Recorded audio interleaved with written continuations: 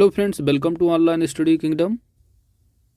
दोस्तों, उत्तर प्रदेश राजस्व लेखपाल की जो वैकेंसी आने वाली है अभी तक तो आई नहीं। जैसे कि आज 2 तारीख है, वीडियो रिकॉर्डिंग की डेट है और अभी तक जो है नोटिफिकेशन आयोग ने जारी नहीं किया है। पता नहीं क्या बीमार चल रहा है या सो गया है, जो भी है लोगों को कुछ पता ही नहीं चलता है।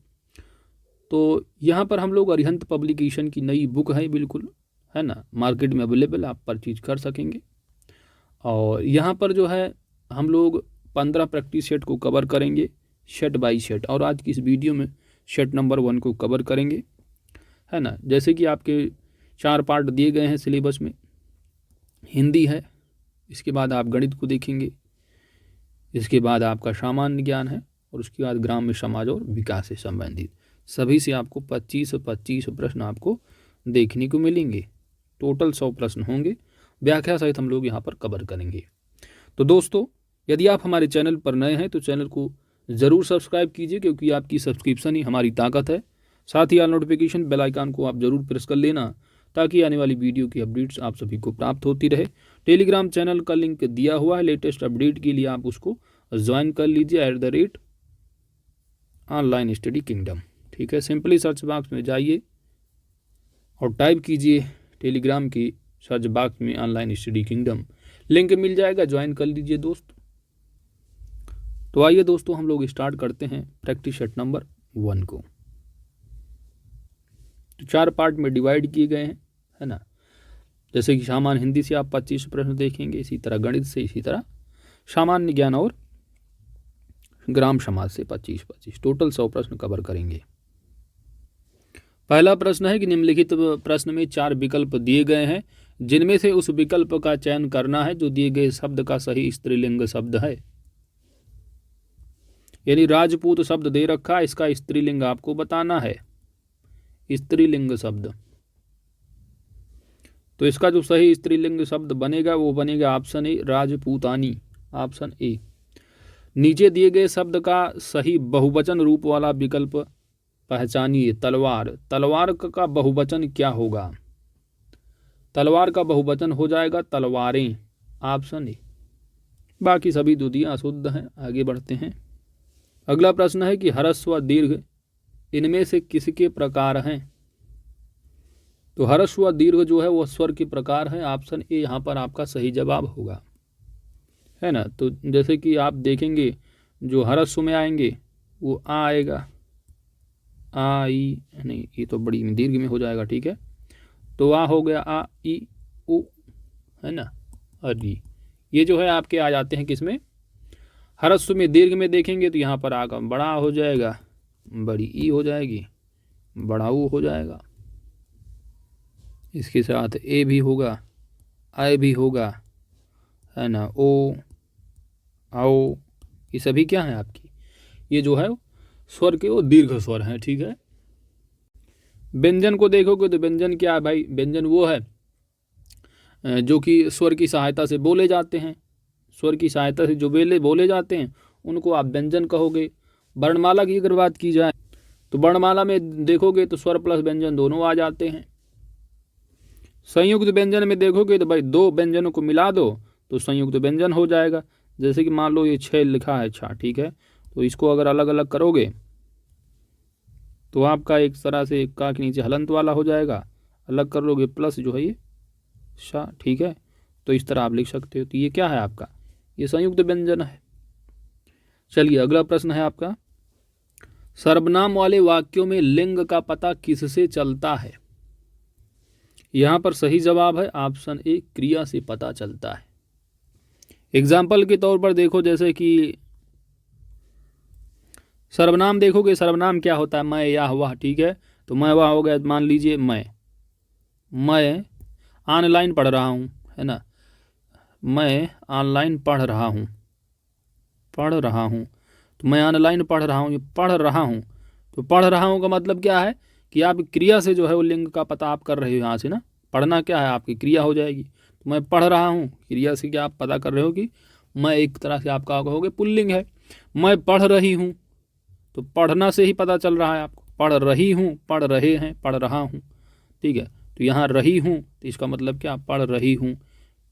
क्रिया से ही पता चल रहा है कि स्त्रीलिंग है, ठीक है, इस तरह। चलिए अगला है आपका जायसी द्वारा रचित प्रसिद्ध रचना कौन सी है? यहाँ पर ऑप्शन ए बिल्कुल सही जवाब है, पद्मावत। रस विलास किसका है? तो ये रीतबद्ध कविदेव की है ना, रीतबद्ध कविदेव की है। श्रृंगार लहरी किसकी है? श्रृंगार लहरी जो है ये जगन्नाथ दास की है, जगन्नाथ दास की, ठीक है, जगन्नाथ दास रत्नाकर। विज्ञान गीता किसकी भाई? तो विज्ञान गीता जो है ये केशव दास की है। किसकी? केशव दास की। चलिए अगला प्रश्न है आपका, नीचे दी गई रचनाएं किस कवि की हैं? आपके मन में ये भी कहीं न कहीं चल रहा होगा, या तो सिलेबस में दिया ही नहीं है रचना वचना, ये सब क्या है यहाँ दे दिए हैं सेट में। अब सेट में दिया है, मिसलेनियस में आपसे पूछा भी जा सकता है, एक दो प्रश्न दे, अगर दे दे एग्जाम में तो क्या उनका कुछ आप कहेंगे थोड़ी, डाल देते हैं मिसलेनियस में कभी न कभी, है ना। तो आप बस देखते चलिए, सेट में दिया है इसलिए हम भी करा दे रहे हैं, ठीक है। बाकी आपके सिलेबस में कहीं रचना वचना देखने को नहीं मिलेगा, ठीक है, लेकिन है तो आप सेट में दिया है तो क्या जाता है, देख लो। रचनाएं दी हैं भाई, चिदम्बरा, उत्तरा, कला और बूढ़ा चांद। पल्लव किसका रचना है ये? तो ये महान कवि हैं, ये हैं सुमित्रा नंदन पंत। ऑप्शन ए यहाँ पर आपका सही जवाब होगा। अगला प्रश्न है, देखिए त्रुटियों से संबंधित है, जो कि आपके एग्जाम में ज़रूर पूछा जाता है। अक्सर लोग यहाँ पर गलतियाँ कर जाते हैं, तो इस टॉपिक को अच्छे से कवर करना है आप लोगों को। निम्नलिखित प्रश्न में 4 विकल्पों में से उस सही विकल्प का चयन करें जो अशुद्ध वाक्य के शुद्ध रूप का सबसे अच्छा विकल्प है। तो अशुद्ध वाक्य दे रखा है कि मैंने गांव जाना है, इसका बिल्कुल शुद्ध जो रूप होगा सबसे अच्छा आपको यहाँ पर चयन करना है। सही जवाब होगा ऑप्शन बी, मुझे गांव जाना है। अगला है कि निम्नलिखित प्रश्न में 4 विकल्पों में से उस विकल्प का चयन करें जो दिए गए मुहावरे का सही अर्थ वाला विकल्प है। लोहा मानना, लोहा मानना इसका आपका जो सही अर्थ वाला जो विकल्प है वह है ऑप्शन बी, प्रभाव मानना। ऑप्शन बी सही जवाब है।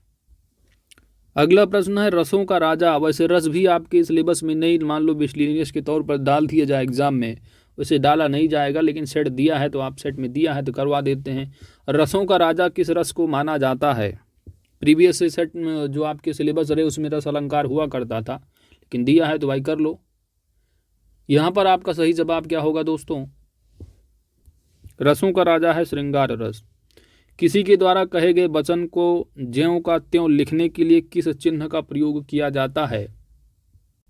यहाँ पर आपका सही जवाब है ऑप्शन बी, उद्धरण। ठीक है, उद्धरण का चिन्ह कैसा होता है?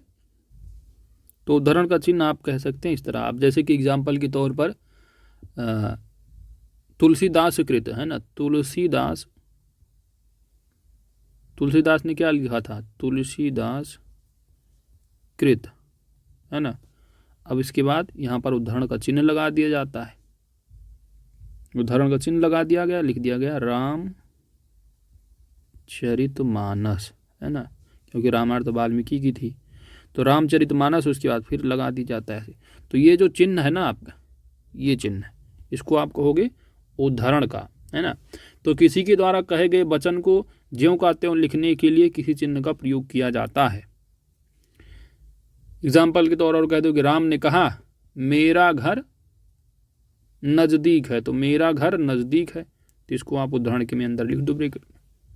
योजक के में देखोगे तो योजक जो चिन्ह होता है 2 शब्दों को जोड़ने का कार्य करता है, जैसे कि राम हो गए राम, ऐसे लिखा होता है राम श्याम, तो ये जो चिन्ह है ना ये वाला, इसको आप क्या कहोगे? योजक का है। अल्प विराम के चिन्ह जो होते हैं, जैसे कि हो गया आपका आम, अमरूद, है ना, आम, अमरूद, सेब, तो ये जो लग रहे हैं कॉमा, इसी को आप क्या कहोगे? अल्प विराम, है ना। तो ये अल्प विराम है, पूर्ण विराम की अपेक्षा थोड़ा कम समय के लिए इसको यूज किया जाता है। अब आता है आपका अर्ध विराम। बाकी पूर्ण विराम तो आप देख रहे हैं, डंडा लगा दिया गया, पूर्ण विराम हो गया। यहाँ पर अर्ध विराम की बात की जा रही, तो अर्ध विराम क्या है भाई? तो अर्ध विराम, जो अर्ध विराम का चिन्ह होता है वो ऐसे लगाया जाता है ना, इस तरह का होता है। तो जैसे कि अब एग्जाम्पल के तौर पर बोल दिया जाए कि तुम्हें घर जाना होगा, उसके बाद लगा दिया जाए यहाँ पर अर्धविराम। तुम्हें घर जाना होगा, कमरे की सफाई करनी होगी और खाना बनाना पड़ेगा। तो यहाँ पर जो बीच में लग रहा है ये तुम्हें घर जाना होने के बाद, तो ये जो चिन्ह है वो है आपका अर्धविराम का। ठीक है, चलो दोस्तों आगे बढ़ते हैं। निम्नलिखित में प्रश्न में 4 विकल्पों में से दिए गए शब्द के सही समास वाला विकल्प पहचानिए। चंद्रशेखर। तो चंद्रशेखर यहाँ पर क्या है कि चंद्र है जिसके शिखर, चंद्र है शिखर पर जिसके, या चंद्र है जिसका नाम चंद्र के जैसा नाम जो चंद्र के समान है जो। What correct answer? यहाँ पर आपका सही जवाब है दोस्तों, चंद्र है शिखर पर जिसके, दैट इज चंद्रशेखर। ये एक कर्म धारय समास का उदाहरण है। अगला जो प्रश्न है वो है 4 विकल्प दिए गए हैं और इनमें से आपको एक शब्द यानी वाक्यांश के लिए एक शब्द जो आपके सिलेबस में दिया है, प्रश्न है आपका। तो जिसका उत्साह नष्ट हो गया हो, एक शब्द में आप क्या कहोगे? हतोत्साहित, ऑप्शन सी। उत्साही किसको कहोगे? उत्साही उसे कहोगे जो उत्साह से युक्त हो, उत्साही हो जाएगा। उद्यमी क्या होगा? तो उद्यमी जो उद्यम यानी मेहनत करने वाला हो उसको आप उद्यमी कहोगे। जिज्ञासु क्या है? जो जानने की इच्छा जो है रखता हो उसको आप जिज्ञासु कहोगे। तो जिसका उत्साह नष्ट हो गया हो, हतोत्साहित। ऑप्शन यहाँ पर सी सही जवाब है। निम्नलिखित प्रश्न में 4 विकल्प दिए गए हैं, यहाँ पर भी आपको जिनमें से एक शब्द दिए गए हैं अनेकार्थी शब्द का एक अर्थ, उस शब्द को चुनना है। जैसे कि आपके सिलेबस में है, सिलेबस में किस नाम से दिया है? अनेकार्थी शब्द, तो उसी से संबंधित प्रश्न है ये। यहाँ पर सही जवाब होगा दोस्तों, जलज का अर्थ मछली होता है। ठीक है, तो जलज का अर्थ मछली भी होता है और जानते हैं सरोज, जलज, अंबुज, नीरज, अरविंद ये कमल के पर्यायवाची भी होते हैं, है ना। तो जलज एक कमल का भी अर्थ निकालोगे आप, साथ ही साथ मछली का भी होता है। यही आपको चूज करना था कि इनमें से कौन सा जो है वो जलज का अनेकार्थी शब्द होगा। तो इसमें से जो है वो मछली, ठीक है। इसके साथ ही जलज के और भी अर्थ होंगे, कमल तो है ही है पर्यायवाची का, तो कमल हो जाएगा, मछली हो ही गया, शंख भी होता है, साथ ही साथ मोती भी होगा, मोती। ठीक है, अगला प्रश्न है, निम्नलिखित प्रश्न में 4 विकल्प दिए गए हैं जिनमें से उस विकल्प का चयन करें जो शब्द का सबसे अच्छा विकल्प है। दे रखा है पतन। पतन शब्द का सबसे अच्छा जो विकल्प है आपको बताना है। तो यहाँ पर जो पतन का अर्थ होगा वह होगा गिरना, ऑप्शन बी।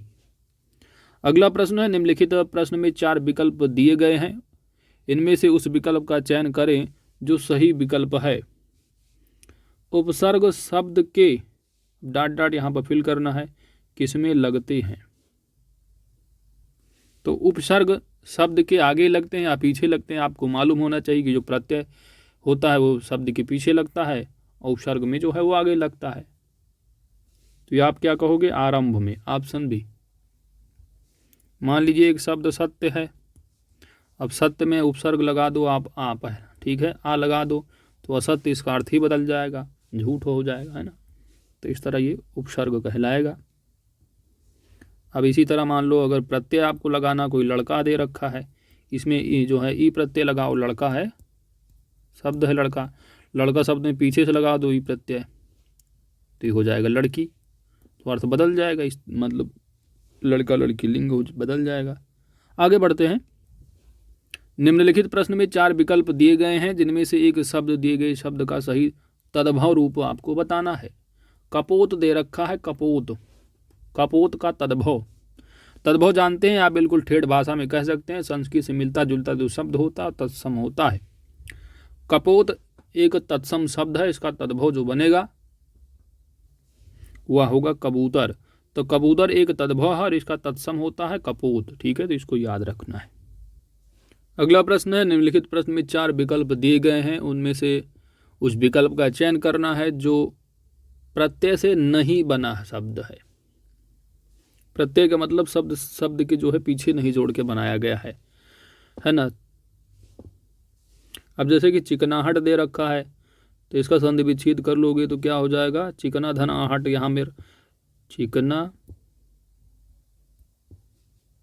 है ना प्लस आहट इसमें जोड़ दिया गया है, तो आहट भी यहाँ पर क्या है, लगा दिया गया प्रत्यय, तो यह प्रत्यय से बन गया शब्द है। यहीं पर अगर चांदनी देखोगे तो चांदनी भी चांद प्लस यहाँ पर नी जो है प्रत्यय लगाया गया है। इसके बाद खटास दे रखा है ना। खटास को तो इसमें भी आश प्रत्यय है, ठीक है। इसको जब आप संधि विच्छेद करोगे, अलग कर लोगे तो खट्टा है ना, खट्टा प्लस आस है, इसमें आस प्रत्यय लगा दिया गया है। तो यहाँ पर एक तो होगा ही, इस तरह आप बना ले जाएंगे। इसके बाद बचेगा तुम्हारा बखूबी है ना, तो खूबी है, खूबी से बना है बखूबी, तो ये खूबी है, खूबी में पहले बा को लगाया गया है, तो बा जो है आप क्या कहोगे, पीछे से ना जोड़ करके आगे यानी आरंभ से जोड़ा गया है, तो ये आपका क्या है, बा, ये जो है उपसर्ग है, तो यह उपसर्ग से बना हुआ शब्द है।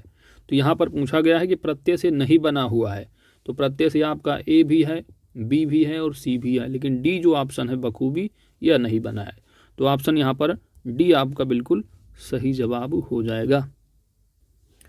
अगला प्रश्न है, 4 विकल्पों में से उस विकल्प का चयन करना है जो संधि विच्छेद वाला सही विकल्प है आपका। उल्लास का जो सही विकल्प संधि विच्छेद होगा सही, वह क्या होगा आपको बताना है, उल्लास का।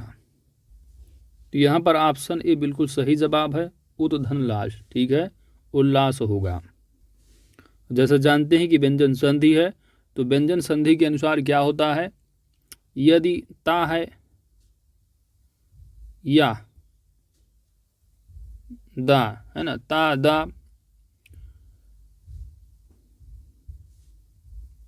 के बाद ला अगर होता है, तो ता या दा के बाद अगर ला होता है ना, उल्लास जैसे दे रखा है, ला होता है, तो ये जो ता है और ये दा है ये किस में परिवर्तित हो जाते हैं, ये ला में परिवर्तित हो जाते हैं, ठीक है ना, हलंत वाले। तो इस तरह आपका यहाँ पर ऑप्शन ए सही जवाब होगा। आगे बढ़ते हैं। अगला जो प्रश्न है वह है आपका विपरीत अर्थ आपको बताना है, यानी विलोम शब्द। संयोग का जो विलोम होगा वह क्या होगा, ऑप्शन ए बिल्कुल सही जवाब है, संयोग का विलोम हो जाता है वियोग। अवशेष का देखेंगे विलोम, इसका विपरीत अर्थ, ठीक है, तो अवशेष का होता है निःशेष विलोम, ठीक है, निःशेष होगा विलोम। सदुपयोग दे रखा है तो इसका आप दुरुपयोग कर दोगे, अच्छा ये दुरुपयोग ही दिया है तो आप इसको सदुपयोग कर लो, ठीक है, सदुपयोग। इसके बाद मिलन है, मिलन का विलोम जो होता है वह होता है विरह, ठीक है। चलो अगला प्रश्न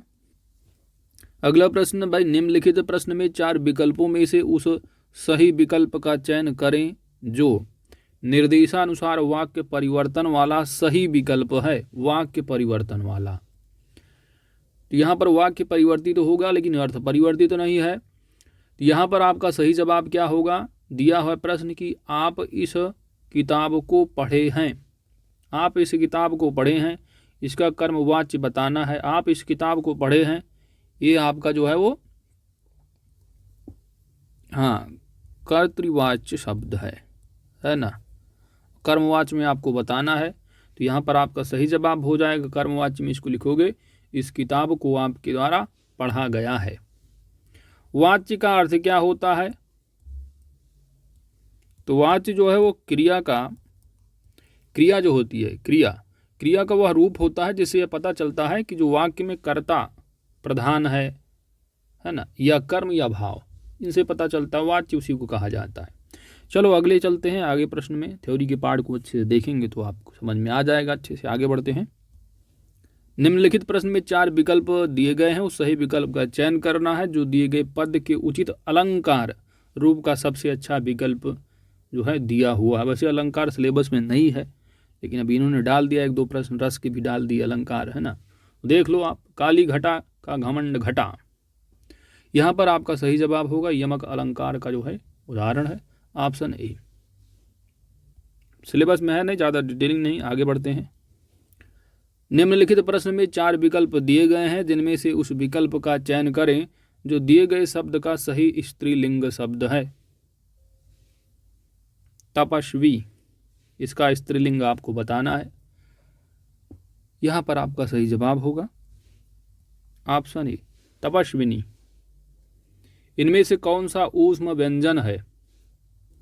अब ये भी आपका वर्णमाला से संबंधित प्रश्न है, ठीक है, तो आप थोड़ा बहुत देखते चलो।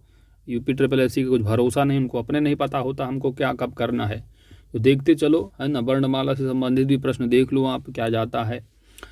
तो ऊष्म व्यंजन की बात की जा रही है। तो उस व्यंजन के भाई ऐसे शब्द होते जैसे कि बोलो अगर कोई शब्द, तो आज उसमें से क्या है कि बिल्कुल एक तरह से आवाज़ जो है ऊष्मा की तरह, मतलब गर्म होकर बाहर निकलती है ना। इस तरह श्वास वायु, मुख वायु अवयव से संघर्ष करके तथा गर्म वहाँ होकर के जो है बाहर निकलती है, उसमें व्यंजन होते हैं वो।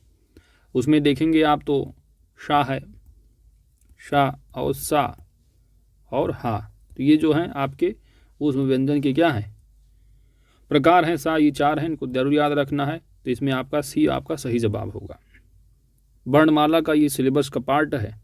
सिलेबस में वर्णमाला कहीं इंगित तो है नहीं, शब्द जो दिए रखे हैं सामान्य हिंदी के, है ना। लिंग वचन कारक कालवर्तनी यही सब दिया है, लेकिन देख लो क्या जाता है। दी गई जोड़ियों में कौन सी जोड़ी सही संज्ञा व उससे बनने वाले विशेषण शब्द की है? विशेषण के लिए चैनल पर जो है RO ARO पीछे RO ARO के लिए क्लास करवाई गई थी, लेकिन उस कोई नहीं, 2022 जो एडिशन आएगा उसको करवा दिया जाएगा। तो इसकी क्लास आपको जल्दी मिल जाएगी, है ना, तो उसको करवा दिया जाएगा। बस आप यहाँ पर कर लीजिए सॉल्व, बताइए क्या होगा सही जवाब आपका। संज्ञा दे रखा है और संज्ञा से बनने वाला जो सही विशेषण शब्द है, यहाँ पर सही जवाब होगा आपका पक्ष संज्ञा है, और इसका जो विशेषण बनाओगे पक्ष का, पक्ष संज्ञा विशेषण से बनेगा आपका पाक्षिक। ऑप्शन ए यहाँ पर सही जवाब है। सुख देख रहे हो एक दूसरे के विपरीतार्थक हैं। प्रेम प्यार पर्यायवाची में देखो स्वर्ण सोना, ठीक है, तो यहाँ पर ऑप्शन जो है ए बिल्कुल सही जवाब है।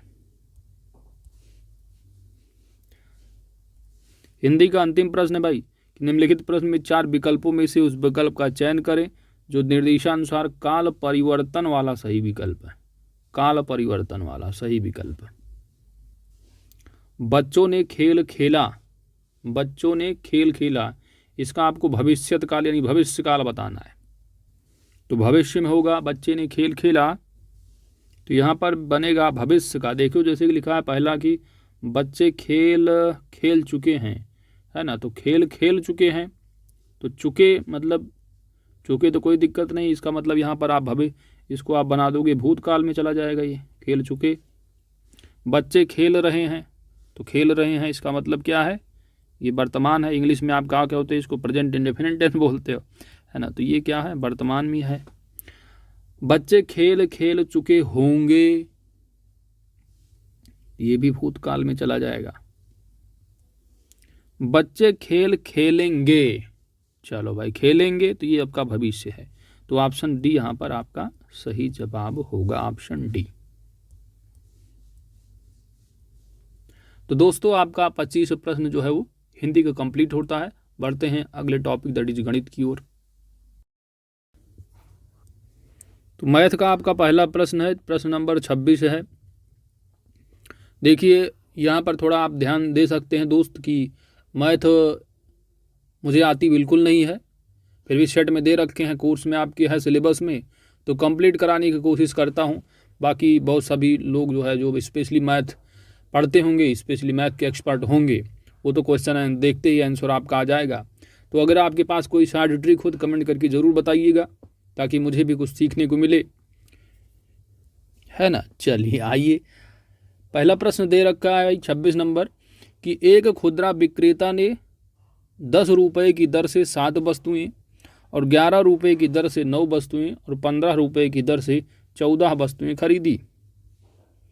प्रति वस्तु बिक्री मूल्य ज्ञात करें, यानी आपको जो ज्ञात करना है वह प्रति वस्तु बिक्री मूल्य ज्ञात करना है, प्रति वस्तु, एक वस्तु की कीमत। ठीक है।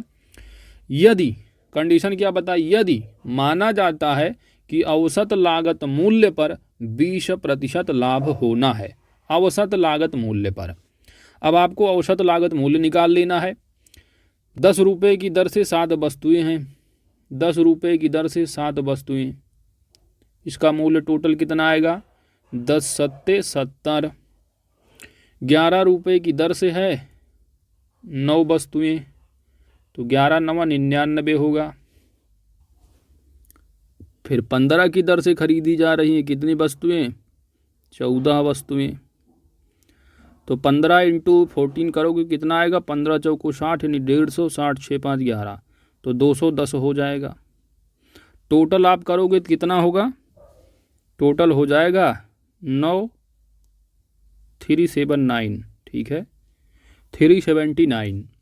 अब टोटल जो है ये कास्ट कितनी हो गई, कितनी वस्तुओं की, 7 वस्तुएं ये हैं, 9 ये है, 9 7 16, और 16 और 14 कितना होगा, 30।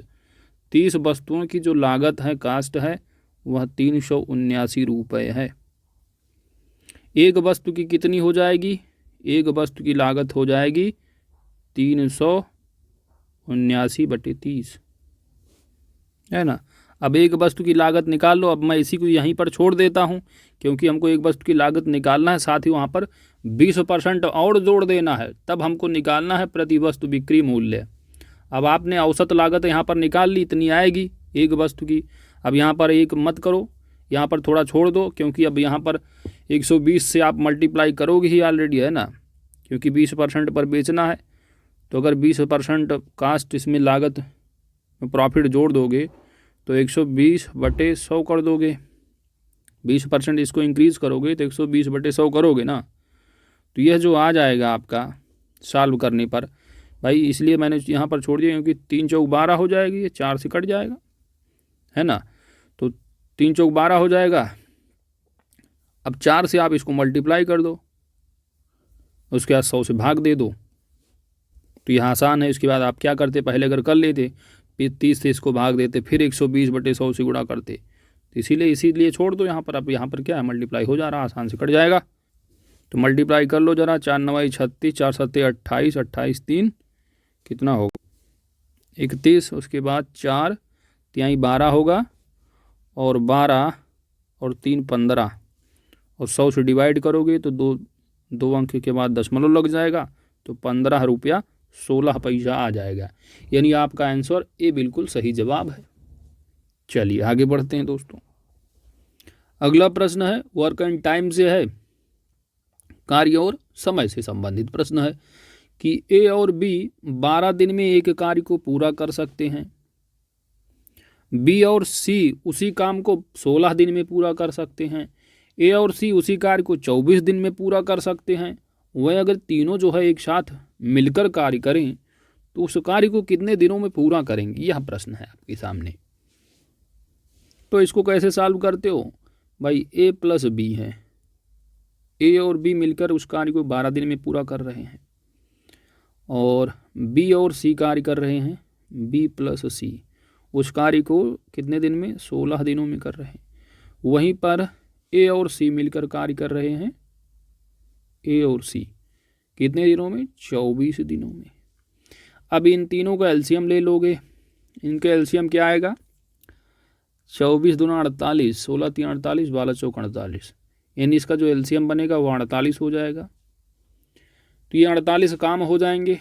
एफिशिएंसी निकाल लो कि अगर ए और बी दोनों मिलकर 12 दिन में कार्य करते हैं, 48 काम है, तो यह 3 जो है इनका पूरा हो जाएगा, 3 दिन में पूरा कर लेंगे। बी और सी मिलकर कार्य करेंगे उसी काम को, तो 48 काम को कर लेंगे कितने दिनों में, यहाँ पर 4 आएगा, 12 चौक 48 होगा, ठीक है। तो यहाँ पर आपका 4 दिन का हो जाएगा। बी और सी मिलकर 3 दिन में कंप्लीट कर लेंगे, और 24 दूना 48 यानी ए और सी मिलकर 2 दिन में कंप्लीट कर लेंगे उस कार्य को। तो 4 3 2, 4 3 2, 4 3 7 2 9, टोटल जो आएगा यह 9 होगा, है ना, 9 आ जाएगा। ए प्लस बी प्लस सी इनको जोड़ दो आप भाई, क्योंकि ए प्लस बी प्लस सी है ना इस तरह। तो अगर इनको जोड़ोगे तो आएगा 2a plus 2b plus 2c। तो इस तरह दो आप कॉमन ले लोगे, ए प्लस बी प्लस सी कर लोगे, टोटल यह जो है बराबर 9 के है। तो ए प्लस बी प्लस सी बराबर हो जाएगा इनकी, यानी तीनों की इफिशियंसी निकाली जाएगी।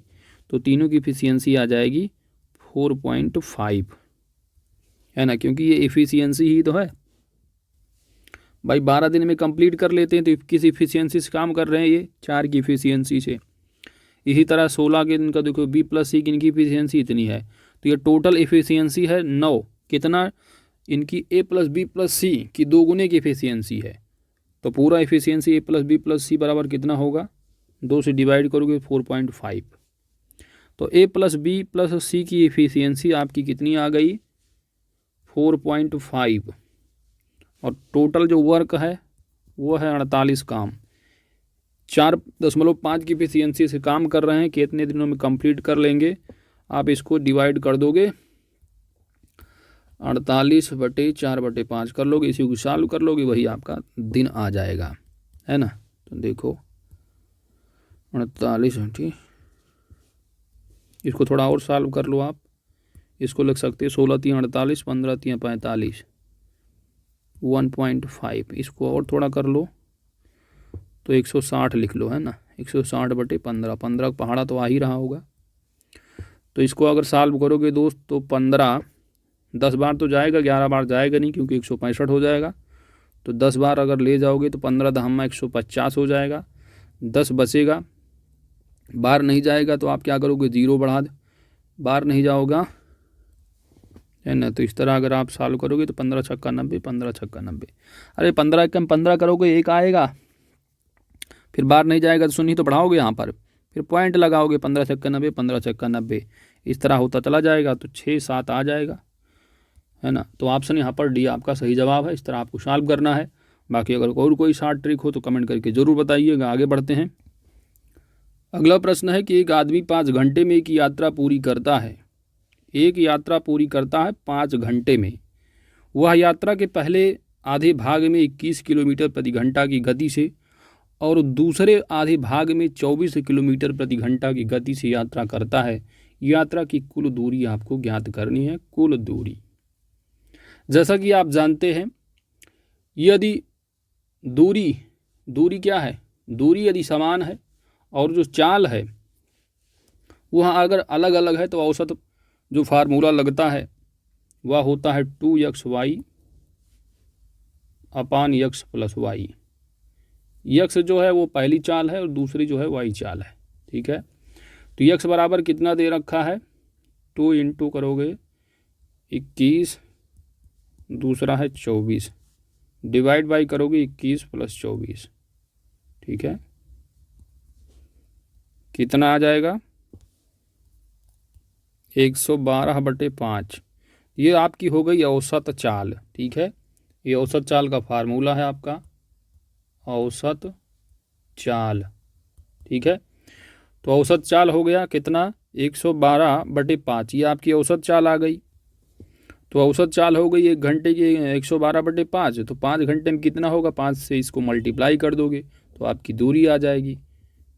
भाई 1 घंटे में जो है यात्रा की जा रही है कितनी, 112/5, इसलिए 5 घंटे में आप करोगे मल्टीप्लाई कर दोगे, 112/5 × 5 बराबर हो जाए 112 किलोमीटर। ऑप्शन यहाँ पर आपका ए सही जवाब होगा। इतनी दूरी चली गई। आगे बढ़ते हैं। अगला प्रश्न है कि 2 रेलगाड़ियों की गति का अनुपात 5:6 है। दूसरी रेलगाड़ी 5 घंटे में 450 किलोमीटर दूरी तय करती है। पहली रेलगाड़ी की गति क्या है। तो पहली रेलगाड़ी की चाल आपको बतानी है। तो रेलगाड़ी की चाल निकाल लेते हैं दूसरी, ठीक है।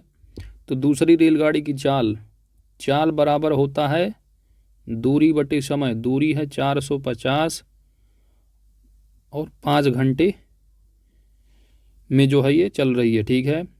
तो दूरी बटे समय, 5 घंटे का टाइम ले रहा है तो 1 घंटे की इसकी जो चाल निकलेगी 5×9 = 45, यानी 90 किलोमीटर प्रति घंटे की स्पीड से जो है वो दूसरी रेलगाड़ी दूरी तय कर रही है 450। और दूसरी रेलगाड़ी की गति का जो रेशियो दे रखा है वो 6 है ना। तो 6 रेशियो अगर बराबर आपका है 90, तो 1 रेशियो बराबर हो जाएगा आपका 15। तो इसी तरह अगर आप पहली रेलगाड़ी की गति का अनुपात अगर निकालेंगे पहली रेलगाड़ी का, तो 1 रेशियो और अगर 15 आ रहा है तो 5 रेशियो बराबर कितना होगा, 15 × 5 = 75। ठीक है, तो 75 यहाँ ऑप्शन यहाँ पर डी आपका सही जवाब होगा। आगे बढ़ते हैं। एक आयताकार भूखंड की लंबाई इसकी चौड़ाई से 3 गुनी है। लंबाई जो है वह चौड़ाई से 3 गुनी है। भूखंड का क्षेत्रफल 768 वर्ग मीटर है। भूखंड का परिमाप आपको निकालना है। आयताकार भूखंड है तो क्षेत्रफल दिया है, तो आप जानते हैं कि आयत का जो क्षेत्रफल होता है ना, क्षेत्रफल आयत का जो क्षेत्रफल होता है वह लंबाई गुणे चौड़ाई होता है, लंबाई गुणे चौड़ाई। इसके बाद जो परिमाप होता है ना, परिमाप जो होता है वो होता है 2 × लंबाई प्लस चौड़ाई। क्षेत्रफल आपको दिया है 700, माफ कीजिएगा कितना दिया है, 768। और इसके साथ लंबाई जो है इसकी चौड़ाई से 3 गुनी है। चौड़ाई से यदि इसकी चौड़ाई मान लो आप x मान लो, चौड़ाई अगर x है तो लंबाई जो होगी चौड़ाई से 3 गुनी होगी, यानी 3x होगी, है ना। तो ये हो गई आपकी लंबाई और ये हो गया आपका चौड़ाई। ठीक है, तो लंबाई गुणे चौड़ाई यानी 768 बराबर हो जाएगा कितना, लंबाई हो जाएगी आपकी 3x गुणे चौड़ाई यानी x, तो 3x² होगा ये। तो 3x² बराबर क्या आएगा, 3x² हो जाएगा 768। जब इसको आप सॉल्व करोगे तो x बराबर आ जाएगा 16। x बराबर 16 का मतलब आपने चौड़ाई निकाल लिया 16 है, लंबाई इसकी 3 गुना है चौड़ाई की, 16 तो 48 है ना। ये हो गई आपकी चौड़ाई, लंबाई, और ये हो गई आपकी चौड़ाई 16। अब आपको परिमाप निकालना है, तो लंबाई प्लस चौड़ाई × 2 कर दोगे तो 16 प्लस कर लो ज़रा, 16 प्लस 48 × 2, तो 54 यानी 64 हो जाएगा। 64 × 2 अगर करोगे तो 6 दूना 12, 4 दूना 8, 128, यानी 128 आ जाएगा। ऑप्शन यहाँ पर आपका सी सही जवाब हो जाएगा। 128 मीटर परिमाप भूखंड का। ठीक है, चलिए दोस्तों आगे बढ़ते हैं। 3 अंकों की एक संख्या ABC है, जिसमें A 100वें स्थान पर है और B 10वें स्थान पर, C जो है वो इकाई के स्थान पर है। इस संख्या को ABC रूप में पुनः लिखा गया और इसको जो है 7, 11 और 13 के एलसीएम से विभाजित किया गया। परिणाम क्या होगा आपको बताना है। 7, 11 और 13 का एलसीएम निकाल लीजिए पहले आप। छोटी से छोटी जो इकाई बनेगी आपकी 7 × 11 × 13, इसका जो एलसीएम आ जाएगा वो आएगा 1001। अब 3 अंकों की छोटी संख्या निकालोगे तो 3 अंकों की अगर तुम इसको 1001 को अगर 7 से डिवाइड करोगे तो आएगा 143। कितना आएगा, 143, 143 आएगा। वहीं पर अगर आप 11 से डिवाइड करोगे तो 1100, जो कि 1000, ये 10 बार जाएगा, है ना, 10 से ज़्यादा अधिक बार जाएगा, जो कि 2 ही डिजिट का आ रहा है, क्योंकि हमको इकाई, दहाई और सैकड़े के फॉर्म में लाना है और उसको पुनः लिख देना है। तो 2 ही डिजिट में आ रहा है, इसको नहीं लेंगे आप। इसके बाद अगर आप 13 से डिवाइड करोगे तो 13 × 7 = 91, है ना, तो लगभग 7 आएगा, जो कि ये भी जो है अमान्य हो जाएगा, 2 ही डिजिट में आएगा, क्या दशमलव में आ जाएगा। तो 3 डिजिट में जो है वो 7 से डिवाइड करने पे पूरा पूरा आ रहा है 143। तो इसको आप जो है ABC की जगह लिख लोगे, है ना, ABC की जगह 143। अब 143 आ गया। अब इसी को पूरा डिवाइड करना है, ABC तो 143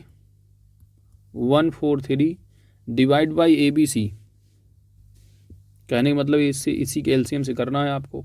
143 डिवाइड बाई 1001, है ना, एलसीएम से ही तो डिवाइड करना है। अब जो परिणाम आ जाएगा वही जो है आपका आंसर होगा। तो अगर आप 143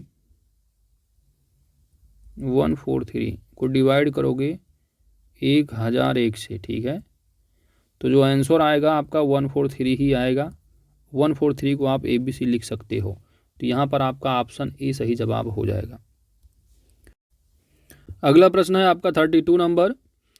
एक 5 अंकों की संख्या है, 2 है, 4 है, 7 है, और यहाँ पर जो है एक संख्या आएगी और उसके बाद 8 है, यानी 5 डिजिट की संख्या है, जो कि इसको 44 से आपको पूर्णतः जो है ये डिविजिबल है, ठीक है, पूर्णतः जो है 44 से पूरा का पूरा कट जाएगा। यहाँ पर क्या करना है, आपको ऑप्शन ले लेना है और ऑप्शन को आपको यहाँ पर रख लेना है। एक रख लीजिए, इसके बाद 2, 3, 4, ठीक है, फिर 44 को आप डिवाइड कर दीजिए, जो कट जाएगा वो आंसर हो जाएगा, ठीक है। आप जो इस हिसाब से अगर कोई और मेथड हो तो आप कमेंट करके ज़रूर बताइएगा, ठीक है, मेरे हिसाब से ये आपके लिए ठीक रहेगा।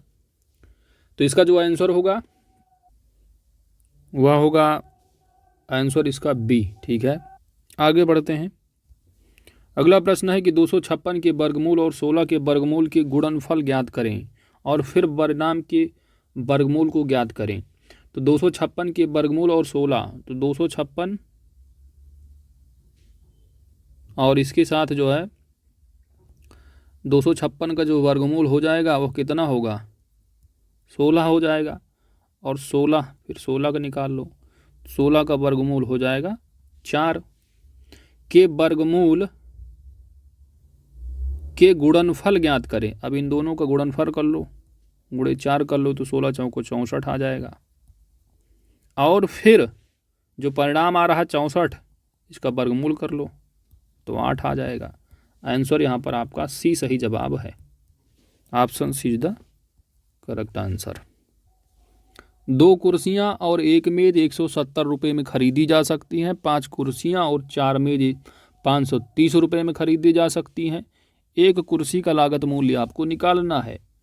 तो 2 कुर्सियाँ, कुर्सी का मूल्य मान लो आप 100 रुपये और मेज़ का आप मान लो y रुपये, ठीक है। इसके बाद क्या करना है, तो 2 कुर्सियाँ यानी 2, एक कुर्सी का मूल्य 100 रुपये है प्लस एक मेज़ है, एक मेज़ मतलब y बराबर 170 रुपया। इसके बाद फिर 5 कुर्सियाँ और 4 मेज़ें हैं। 5 कुर्सियाँ यानी 5x हो जाएगा प्लस एक मेज़, 4 मेज़ें हैं यहाँ पर, ठीक है। तो 4y कर लो और यह 530 कर लो यहाँ पर। अब इन दोनों को चाहे सॉल्व कर लो, x और y का मान x का मान आपको निकालना है या विकल्प में से कोई एक रख लो उठा करके, है ना।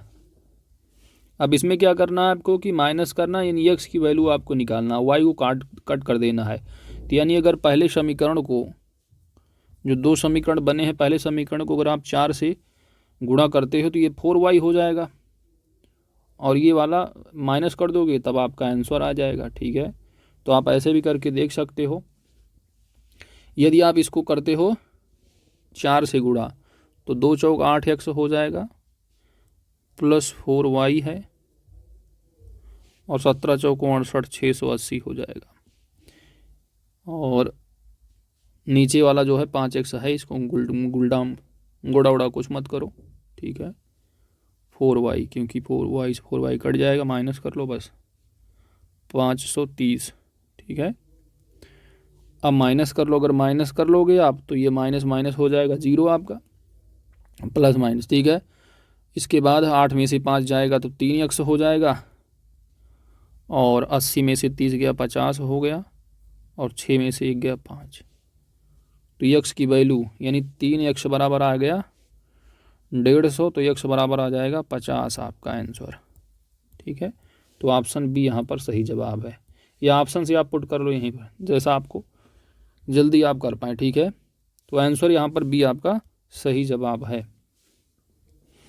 अगला प्रश्न है कि एक्स के पास बैंक खाते में 90 रुपया 53 पैसा है, बैलेंस है। इसके बाद 67 रुपये 14 पैसा जमा कर देते हैं। फिर क्या करते हैं, 70 रुपया 16 पैसा निकाल लेते हैं। फिर बैलेंस क्या बचेगा भाई, 90 रुपया 53 पैसा था इनके पास। फिर जमा करते हैं कितना, 67 रुपये 14 पैसा। टोटल हो जाता है कितना, 4 3 हो जाएगा 7, 5 1 6, 7 और 9 6 15, 157 रुपये 67 पैसा हो गया। फिर पहुँचे 90 रुपया निकाल लिया, 90 रुपया 16 पैसा। तो टोटल कितना आएगा, 7 में से 6 गई 1 हो जाएगा, 6 में से 1 गया 5, ठीक है। इसके बाद आप 90 माइनस 90 नहीं, यहाँ पर 70 होगा, ठीक है, 70 है, माफ़ कीजिएगा, यहाँ पर आपका 70 है। तो 70 70 यानी 8 7 15, 87 रुपये 51 पैसा आपका आंसर हो जाएगा, यानी ऑप्शन बी। चलिए आगे बढ़ते हैं। दो संख्याओं का महत्तम समापवर्तक जो है और लघुत्तम समापवर्तक क्रमशः दे रखे हैं 2 और 72। बड़ी संख्या छोटी संख्या के 2 गुने से 2 अधिक है, छोटी संख्या ज्ञात करें। तो इसके लिए मैं सलाह दूंगा, सिंपली से क्या करना, आपको आंसर चूज कर लेना है, आंसर से जो है आपको करेक्ट आंसर कर लगा लेना है। अब जैसे कि आपको छोटी संख्या के 2 गुने से यहाँ पर छोटी संख्या मान लीजिए अगर आप 4 ले लेते हैं, छोटी संख्या है निकालना आपको। तो छोटी संख्या अगर 4 है तो बड़ी संख्या आपकी हो जाएगी 10, 4 दूना 8 प्लस 2, ठीक है, 2 गुना से 2 अधिक, तो 10 और। अब यहाँ पर देखिए 10 और 4 का जो एलसीएम निकलेगा छोटी से छोटी, भाई मासा तो हो सकता है क्योंकि 2 से 4 भी कट जाएगा, 10 भी कट जाएगा, लेकिन ये एलसीएम तो नहीं हो सकता ना। एलसीएम तो इसका 20 भी हो सकता है ना, 20 ही होगा। इन दोनों के एलसीएम क्या आ जाए भाई, छोटी से छोटी संख्या लघुत्तम समापवर्तक, तो यहाँ 20 होगा। तो ये पहला आपका जो है फॉलो नहीं कर रहा, दूसरा कंडीशन, ठीक है, यानी लघुत्तम लासा नहीं आ रहा है इसका। अब इस विकल्प को आप ले लो, 6 है तो दूसरी जो हो जाएगी बड़ी संख्या 6 दूना 12, 2 14, 14 होगी। 2 से तो कट जाएगा, 2 3 6, 2 7 14, लेकिन एलसीएम अगर देखोगे 14 और 6 का एलसीएम कितना होगा, पहली बात तो 14 से कटेगा ही नहीं, 72 है ना, तो इसको आप छोड़ दोगे, फट से हटा दो इसको। इसके बाद ले लो 8, 8 अगर लेते हो तो छोटी संख्या अगर 8 है तो दूसरी बड़ी संख्या क्या होगी, 8 दूना 16 प्लस 2 18, है ना, तो 2 चौक 8, दोनों 18, 200 हो गया। अब 72 से देखो, 18 चौक 72 और 8 9 72, है ना, और इसका एलसीएम भी उतना ही आएगा आपका 72। 72 से अगर छोटी निकालोगे कोई संख्या तो नहीं कटने वाली है। मान लो इसका 36 कर लेते हो तो 8 से 36 नहीं कटेगा, 54 ले लेते हो तब भी नहीं कटेगा, 18 3 54, लेकिन 8 से नहीं कटेगा 54, है ना। तो ये कंडीशन आपकी सी वाली बिल्कुल करेक्ट पहुंच रही है, समझ रहे हो। ये अगर छोटी संख्या 8 है, दूसरी क्या होगी आपकी, दूसरी हो जाएगी 8 दूना 16 दूना 18, तो 8 और 18 निकलेगा, 10 करोगे। इसी तरह आपको सेलेक्ट कर लेना ऑप्शन से, ठीक है दोस्त। तो ऑप्शन यहाँ पर सी आपका सही जवाब है। बाकी बहुत मेथड पता नहीं क्या दे रखे हैं। चलो आगे बढ़ते हैं। अगला प्रश्न है, यदि 4/5 अनुपाते 12/10 समानुपाते x/6 दे रखा है, अनुपाते फिर 9/2, तो x की वैल्यू आपको निकालना है। तो इसको आप क्या लिखोगे, इसको क्या लिख सकते हो भाई, 4/5 दे रखा है, अपान लिख लो 12/10 इज इक्वल टू लगा दो x/6 अपान 9/2, ठीक है। अब x की वैल्यू आपको निकालना है, क्या करोगे फिर इसको सिंप्लीफाई करो फटाफट, 4/5 गुणे कर लो 9/2 बराबर x/6 12/10। 5 एक कम 5 करो, 5 दूना 10 करो, 2 से 2 गया, 6 से कैंसिल करो, 6 दूना 12 हो जाएगा। फिर इसको 2 एक कम 2 करो और 2 दूना 4 कर दो, 9 और 2 बचा है, इधर इधर x बचा है, तो 2 गुणे 9 बराबर x की वैल्यू हो जाएगी 18। तो ऑप्शन डी यहाँ पर आपका सही जवाब है, ठीक है। क्या होगा? Option D. चलिए आगे बढ़ते हैं। अगला प्रश्न 38 नंबर है। 800 का 85%, फिर उसका 120, उसका फिर 40% निकालना है। कुछ नहीं करना, गुणा ही का गुणा करना है। 800 का 85%, 85/100 कर लो, का 120%, 120/100 कर लो, फिर 40%, यानी इसका 40%, 40/100 कर लो। इनको सॉल्व कर लो, ठीक है। 100 से कर दो, 100 8 8 कर दो, इसको 8 हो जाएगा, ठीक है। तो 8 कर लो, गुड़े इसको आप 100 से इसको भी डिवाइड कर दो तो 8.5 आ जाएगा, गुड़े 100 से इसको भी कर लो, बड़ी वाली संख्या को काटते चलो तो एक 1.20 आ जाएगा। 1.2 इंटू 40 कर लो, इसको आप सॉल्व कर लो। तो इसको अगर सॉल्व करोगे तो आपका आंसर हो जाएगा 326.4, यानी ऑप्शन डी यहाँ पर आपका सही जवाब है। आगे बढ़ते हैं।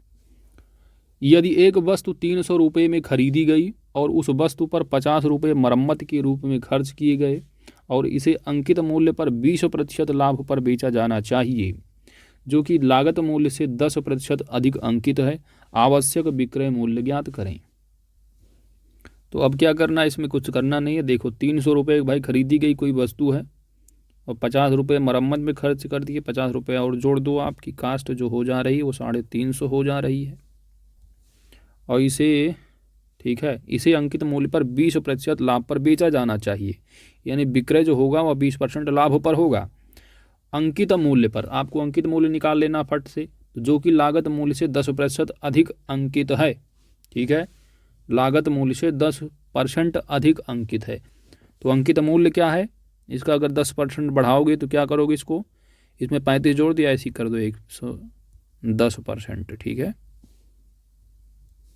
110% मतलब 110/100 कर लो इसको, ठीक है। तो 110/100 अगर करोगे तो 35 इसी में जोड़ दो ना, तो ये हो जाएगा आपका 350 + 35 कितना हो जाएगा? 385, ठीक है। तो ये आपका हो गया अंकित मूल्य। तो अंकित मूल्य पर 20% लाभ आप जोड़ दो, तो 385 है, 385 में आप 20% जोड़ दो, 385 में 20% ये 120/100 कर दो इसी का, यानी 385 है भाई ऑलरेडी, इसका 20% अगर जोड़ोगे तो 38 रुपये 50 पैसा हो जाएगा 10%, 38 दूना 76, 77, इसमें 77 और जोड़ दोगे तो 385 120% ऐड करोगे तो कितना आएगा?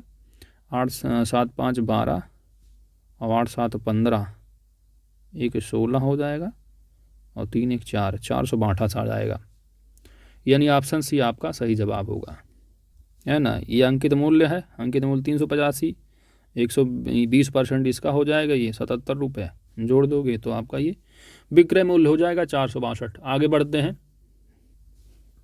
लागू होने वाली कुल प्रतिशत छूट क्या होगी जब 20% और 10% की दो लगातार छूट लागू की जाती है? तो यानी टोटल जो छूट दी गई आपको कैसे कैलकुलेट करोगे?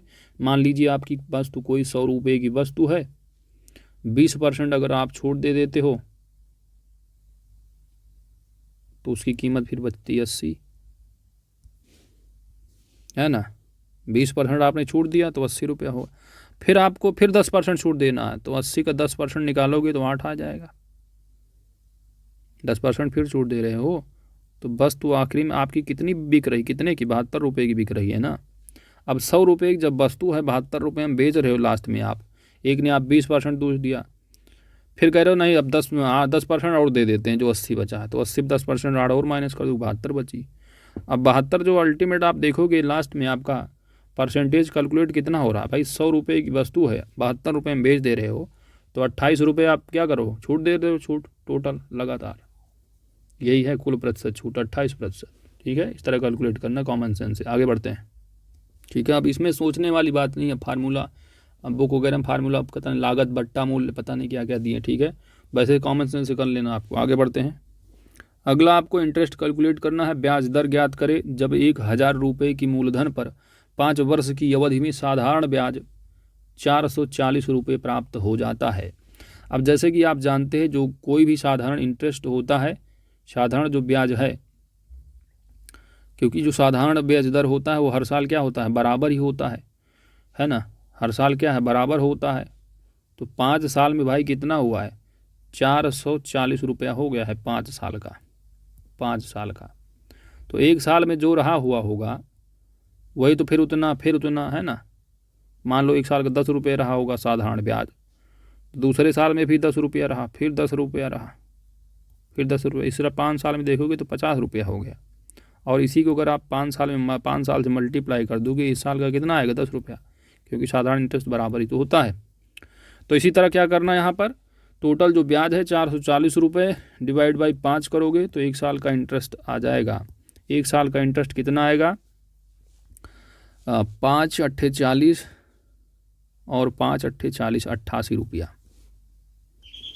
तो 88 रुपये जो है ये 1000 रुपये पर लग रहा है, 1000 रुपये का 88 रुपया बन रहा है। तो कितना प्रतिशत बनेगा, कॉमन सेंस से आप लगाओगे तो 8.8% बनेगा। ठीक है, तो इसी तरह ऑप्शन यहाँ पर सी सही जवाब होगा। अगला प्रश्न है, उस समय अवधि को ज्ञात करें जिसमें 1000 रुपये के मूलधन पर 100 मूलधन पर वार्षिक जो ब्याज है वो 10% की दर से वो 331 रुपया हो जा रहा है, कितने वर्ष में, यहीं पर आपको कैलकुलेट करना है। कॉमन सेंस इसको भी फटाफट कर लो। 1000 रुपये है, 10% इसका निकालोगे तो 100 रुपया हो जाएगा 1 साल का। ठीक है, तो अगली साल पर ब्याज लगेगा, क्योंकि चक्रवृद्धि ब्याज की बात की जा रही है, तो 1100 रुपये पे लग जाएगा। ठीक है भाई, ये मूलधन फिर इंटरेस्ट जुड़ जाएगा 100 रुपये, तो 1100 पे लग जाएगा 10%, तो 110 रुपया हो जाएगा दूसरे साल का। अब दूसरे साल का इंटरेस्ट 110 रुपया हो गया, तो फिर अब इसको मूलधन में ऐड कर दो, तो 110 रुपये ऐड करोगे तो ये हो जाएगा 1210 रुपये। अब इसका 10% अगर निकालोगे तो 121 रुपये आ जाएगा, ये हो जाएगा आपका 331 रुपये। ठीक है, ये 3 साल का हो जा रहा है। तो इस तरह थोड़ा कॉमन सेंस कर लेना है। आगे बढ़ते हैं, बाकी आप फार्मूला वगैरह लगा सकते हैं। ठीक है, और कोई शॉर्ट ट्रिक और हो बताइएगा दोस्त। यहाँ पर ऑप्शन, यहाँ पर आपका डी सही जवाब है, 3 साल का। आगे बढ़ते हैं, 3 साझेदार हैं ए, बी और सी। इनका जो प्रॉफिट शेयरिंग रेशियो है वह है 4:5:6। यदि लाभ में सी का जो हिस्सा है वो ए की तुलना में 200 अधिक है, यानी ए का मान लीजिए अगर x है तो सी का जो हिस्सा है लाभ का रेशियो ये x + 200 हो जाएगा सी का। ठीक है, इस तरह कैलकुलेट करना होगा आपको।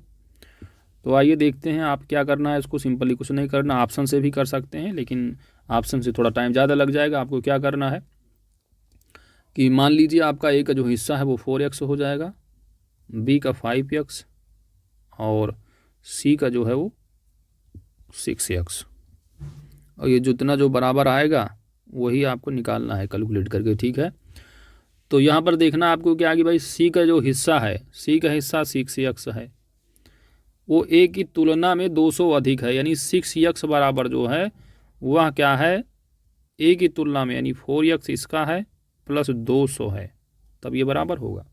भाई सी का हिस्सा 6x जो है वो ए की तुलना, यानी ए का कितना है 4x, इससे कितना 200 अधिक है, तो बराबर हो गया। अब x की वैल्यू आप निकाल लो, तो 6x - 4x बराबर 2x, तो 2x बराबर हो जाएगा आपका 200, 2x बराबर 200, तो x बराबर हो जाएगा 100।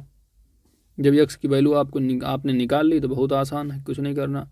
4x 4 गुणे 100 प्लस 5x 5 गुणे 100 प्लस 6x 6 गुणे 100, टोटल कितना आएगा 400 प्लस 500 900, 900 प्लस 600 1500।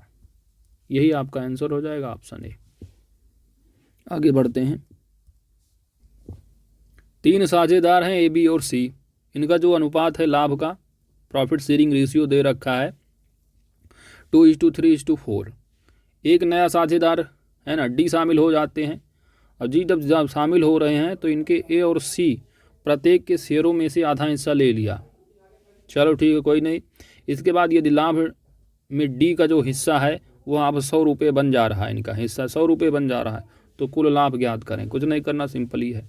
देखो ये प्रॉफिट शेयरिंग रेशियो है, कुछ है नहीं, कॉमन सेंस करना आपको। डी आप एंट्री कर रहा है ना, क्योंकि डी से हमको कैलकुलेट करना भाई, डी का हिस्सा दे रखा है, अगर डी का हिस्सा हम निकाल लेंगे कितना बन रहा है रेशियो इसका, तो 100 जब हो जाएगा तो पूरा हिस्सा निकल ही आएगा। अब डी बराबर क्या है, डी का रेशियो निकालो। ए और सी प्रत्येक के शेयरों में से आधा हिस्सा ले लिया, यानी ए और सी से आधा हिस्सा ले लिया। ए का रेशियो आप देखो कितना आएगा, कितना है ये, 2 + 3 + 4 बराबर 9, ठीक है। तो ए का रेशियो कितना है, 2/9 प्लस सी का कितना है, 4/9। इसका आधा कर लो आप, यही डी का शेयर है। तो 4 2 6, 6/9/2, 6/9/2।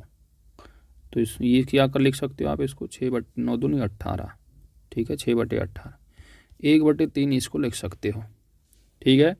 तो डी बराबर आ गया आपका 1/3, यानी डी का जो रेशियो बन रहा प्रॉफिट शेयरिंग रेशियो नया, ठीक है, एंट्री होने के बाद इसका हो जा रहा है 100 रुपया।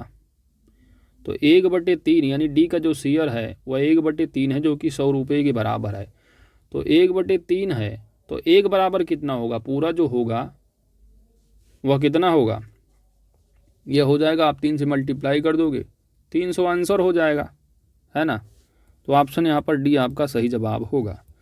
बाकी बुक में पता नहीं क्या क्या सॉल्व किए हैं, बड़ा बड़ा लंबा लंबा, ठीक है। चलो आगे बढ़ते हैं। अगला प्रश्न है आपका, यदि 2 to the power 2 - n is equal to दे रखा है 1/8 whole to the power n - 1 दे रखा है, ठीक है। तो इसको आप क्या है, सिंपलीफिकेशन का आपका ये सवाल है, n की वैल्यू आपको निकालना है। अब ऐसे में आप क्या कर सकते हैं, आपका दिमाग अगर नहीं काम कर रहा है तो आप क्या करिए, सिंपलीफिकेशन आप सरलीकरण नहीं कर पा रहे हैं तो कुछ नहीं, आपको वैल्यू रख देना है। ऑप्शन से उठाइए वैल्यू, चारों में से कोई एक वैल्यू रखिए, जो बराबर हो जाएगा वही आपका आंसर हो जाएगा। ये सिंपली आप कुछ सॉल्व कर लीजिए, ठीक है, फार्मूले से कभी इसको सिंपली सिंपलीफिकेशन करिए फटाफट। क्या कर सकते हैं इसको सिंपली, आप कुछ नहीं, इसको 2 की पावर 1 लिखा है, 2 की पावर में बदल लीजिए, कुछ ना करिए आप। अब आप इसको 1/1 को क्या लिख सकते हैं, 1/8 को आप लिख सकते हैं। अगर आप 1/8 को ऊपर उल्टा कर देंगे अगर, तो 8 की पावर -1 हो जाएगा, है ना। इसके बाद माइनस, यहाँ n-3 रहेगा ही, ठीक है, n-3 है ही। इसके बाद आप क्या करेंगे, इसी को और सरल कर लीजिए, क्योंकि 2 की पावर में ही लाना है हमको। तो इसको आप लिख सकते हैं, 8 को 2 की पावर 3 लिख सकते हैं, ठीक है। तो 2 की पावर -3 हो जाएगा ये, और इसके बाद -3 यहाँ पर n-3 है ही, और इसको आप सॉल्व कर लीजिए तो 2 की पावर हो जाएगा, या आप तुलना कर लीजिए फटाफट, दोनों घातांक को छोड़ दीजिए यहाँ पर, है ना। अब ये 2 की पावर हो गया -3 इंटू n-3 और 2 की पावर, जब घातांक की तुलना करोगे तो क्या लिख सकते हो आप, 2n-1 बराबर -3 इंटू n-3, ये हो जाएगा 2n-1 इज इक्वल टू, ये हो जाएगा 3 माइनस इंटू हो जाएगा प्लस, तो 9 लिख सकते हो, 3 3 का 9 -3 n लिख सकते हो। अब इधर उधर अपना भेज दो तो 2n + 3n हो जाएगा, है ना। हिंदी में आप क्या कहोगे, पक्षांतर करने पर, है ना। तो 2n + 3n, और 9 इधर को प्लस ले आओगे तो प्लस में हो जाएगा माइनस का। तो 9 1 10 और 3 2 5, 5 n बराबर हो जाएगा 10, तो n बराबर हो जाएगा 5 दूनी 10, 2 वैल्यू आ जाएगी आपकी, कहाँ गया ये, ठीक है। तो आंसर यहाँ पर बी आपका सही जवाब होगा। इस तरह कर सकते हो, अगर नहीं सिंप्लीफाई कर पा रहे, कुछ नहीं कर पा रहे तो वैल्यू रख लो, सरल कर लो। आगे बढ़ते हैं। अगला प्रश्न है, यदि किसी भिन्न के अंश को 200% तक बढ़ाया जाता है और भिन्न के हर को 150% तक बढ़ाया जाता है, तो परिणामी जो भिन्न है 9/35 आता है, मूल भिन्न क्या होगी। तो आप यहाँ पर कुछ नहीं करना है, सिंपली आप कर सकते हैं विकल्प से भी कर सकते हैं, है ना। विकल्प मान लीजिए आप उठा लीजिए, ए को ले लीजिए आप, अब इसको 2% तक बढ़ा दोगे, यानी इसका 3 पर 3 200% तक बढ़ाया जाता है, यानी 200% और इसमें जोड़ोगे तो इसका 300% कर दो डायरेक्ट, 9 हो जाएगा। और इसका 150% तक बढ़ाया जाना है तो 2.5 से गुणा कर दो आप, तो 16 दूना 32, 8 40, 9/40, ये होगा नहीं। इसको ले लो बी को आप ले गो तो 2 3 6 हो जाएगा, और 15 का 2.5 गुना 15 दूना 30, 37.5, ये भी नहीं होगा। सी को ले लो तो 3 3 का 9 हो जाएगा, और 10 का 2.5 गुना हो जाएगा 25, और 25 और 10 35। ठीक है, तो ये हो जा रहा है आपका ऑप्शन, यहाँ पर सी आंसर आ जाएगा। और ऐसे कर सकते हैं आप, इसको ले लो तो ये भी हो जाएगा 9, और 14 का 2.5 गुना 14 दूना 28, 28 7 35, 14 दूना 28, 28 7 35। ठीक है, तो 9/35 ये बन रहा है, और 10 दूना 5, ठीक है, ये 9/25 बन रहा है। तो ऑप्शन यहाँ पर डी होगा आंसर, इस तरह आप निकालेंगे। ठीक है, तो यहाँ से आप विकल्प से भी ले सकते हैं। ये आप सिंपली कुछ ना करिए भाई, एक्स वाई मान लीजिए फटाफट, मूल भिन्न मान लीजिए x/y रही। अब क्या करना है, अब x को 200% तक बढ़ाया जाता है, इसमें प्लस करो आप 200%, इसका 200% सिंपली इसका 2x कर लो ना, इसका सिंपली क्या कर लोगे, 150 तक बढ़ाया जाता तो 1.5 इसको कर लो, 1.5x बराबर 9/35 कर लो। इसको आप सॉल्व कर लो, जो आंसर आएगा वही आ जाएगा आपका, कर ही लो। तो 3x/2.5y बराबर 9/35। तो xy बराबर क्या हो जाएगा, xy बराबर 9/35 गुणे, उल्टा हो जाएगा, इधर जाएगा तो 2/5, 2.5/3, 3 3 का 9 कर लो। इसके बाद आपको देखिए यहाँ, इसको मत काटिए क्योंकि 3 3 आपको ज़्यादा दिख रहे हैं। ठीक है, तो आप क्या करना है, 3 मत काटिए और 2.5 से इसको डिवाइड कर दीजिए। तो 2.5 14, 14 दूना 28 और 7 35, तो यहाँ पर आ जाएगा आंसर आपका 3/14। ठीक है, तो इस तरह आपको कर लेना है, कुछ नहीं है, सिंपल सी बात है। आगे बढ़ते हैं दोस्तों। लेखपाल की परीक्षा बहुत टफ नहीं आने वाला है, बस आपकी प्रैक्टिस होनी चाहिए। SSC सीरियल है नहीं ना, वहाँ तो बहुत बैंकिंग वगैरह में हमको लग रहा है बहुत लंबे लंबे पूछते होंगे, टफ। चलो आगे बढ़ते हैं। अगला है, इसको आपको यहाँ पर के की वैल्यू निकालना है, के का मान क्या होगा। ठीक है, इतना दे रखा है और इतना बराबर कितना है 0.65, के की वैल्यू आपको निकाल लेना है। यहाँ पर वही बदमाश वाला आपको फार्मूला लगा देना है ना, पहले बड़ा फिर इस तरह आपको करना है। तो आइए सॉल्व करते हैं फटाफट। यहाँ पर देखिए प्लस नहीं है, डिवाइड है। ठीक है, ध्यान देना है, डिवाइड है ये। ठीक है, चलो 2.5। ठीक है, इसको लिखो मत, जोड़ ही लो क्योंकि बाद में जोड़ना ही पड़ेगा। ठीक है, इससे कोई फर्क नहीं पड़ने वाला। तो यहाँ पर क्या करो, इसको आप लिख लो 3 माइनस कितना लिखोगे, यहाँ पर ब्रैकेट लगाओगे, इसके बाद लिखोगे 1.6। ठीक है, फिर उसके बाद लिखोगे 3.2, इसके बाद 3.2 और 2.1 जोड़ लोगे, इतना आ जाएगा आपका 5.3। ठीक है, डिवाइड बाई के है ना, ये पूरा डिवाइड बाई के है, तो डिवाइड बाई आप के कर लोगे। ठीक है, और बराबर 0.65 है, ये है 0.65। तो इसी तरह दोस्तों सीरियल वाइज से कर लेना है। इसका जो आंसर होगा, टाइम टेकिंग ज़्यादा होगा। ठीक है, इसका आंसर जो आ जाएगा वह के = आ जाएगा लास्ट में 1.34,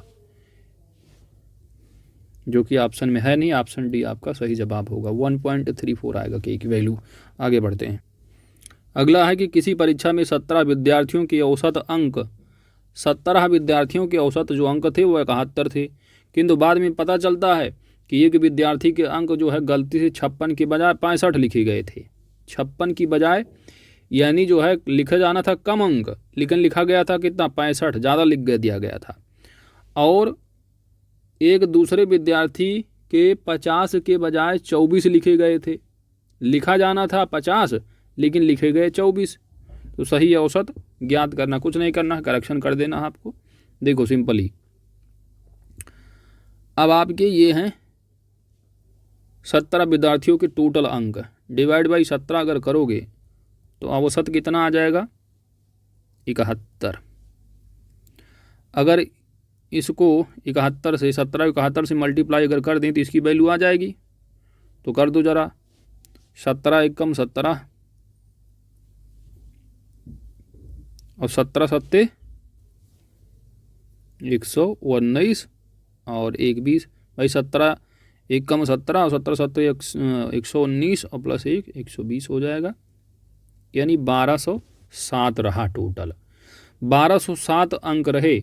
उन 17 जो विद्यार्थी रहे इनके जो टोटल अंक रहे ना वो रहे 1207। अब इसका जो अनुपात आ रहा है वो आ रहा है कितना 71 आ रहा है। ये तो बात ठीक है, लेकिन बाद में मालूम चल रहा है जो 1207 अंक है ना इसमें कुछ जो है लूपहोल है। लूपहोल ये है कि एक तो 56 अंक रहा, 56 की बजाय जो है 65 लिखे गए थे। तो सिंपली क्या करना है, पहले क्या करना है कि जो पहले अंक जोड़े गए थे ना इसमें जुड़े हैं जो 1207 में, इनको आप माइनस कर लो फटाफट। तो 1207 में से हम 56 को माइनस कर लेंगे। नहीं 56 को क्यों माइनस करेंगे, 56 के बजाय 65 लिख दिए गए थे तो 65 को आप माइनस कर लो। और दूसरा क्या बोला जा रहा है कि 50 के बजाय 24 लिख दिए गए थे, यानी 24 लिखा गया था ऑलरेडी, 24 इसमें जुड़ गया था, 24 को इसमें माइनस कर लो। अब हमारा ये क्या आ रहा है, जो 1207 आ रहा है जो लूप होल है ये ख़त्म हो जा रहा है। अब इसमें भाई 17 का हमको रेशियो चाहिए, तो जो ऑलरेडी लिखे जाने चाहिए थे उसको लिख लो आप। फिर इसमें आप क्या करोगे 56 फिर जोड़ दोगे। उसके बाद आप 50 के बजाय 24 जो लिखा गया था, 24 जगह 50 लिखा जाना था, 50 और जोड़ दो इसमें। टोटल कितना आया, टोटल आ गया 1224 अंक। ठीक है, तो टोटल आ गया आपका 1224। अब जो 1224 है ये एक्चुअली में आपका है 17 विद्यार्थियों के टोटल औसत अंक, टोटल अंक। अब इनके जो औसत अगर निकालोगे 17 विद्यार्थियों के तो भाई 1224 डिवाइड बाई 17 अगर करोगे तो कितना आएगा, 17 सत्ते 119 और 3 बचा, 7 दुराई 34, यानी 72 हो जाएगा आपका आंसर। ठीक है, तो ऑप्शन यहाँ पर सी सही जवाब होगा। अगला प्रश्न है मिश्रण से रिलेटेड है, मिक्सचर का, कि 20% एल्कोहल की शक्ति वाले 5 लीटर एल्कोहल पानी के विलयन में से 2 लीटर विलयन निकाल लिया जाता है तथा उसके स्थान पर 2 लीटर पानी डाल दिया जाता है। नए विलयन में एल्कोहल की शक्ति क्या होगी। कुछ नहीं करना, सिंपल सा है, समझो। देखो बहुत आसान। देखो 5 लीटर का जो है ये एल्कोहल पानी का है भाई, 5 लीटर का रहा विलयन। ठीक है, 5 लीटर का विलयन रहा ये।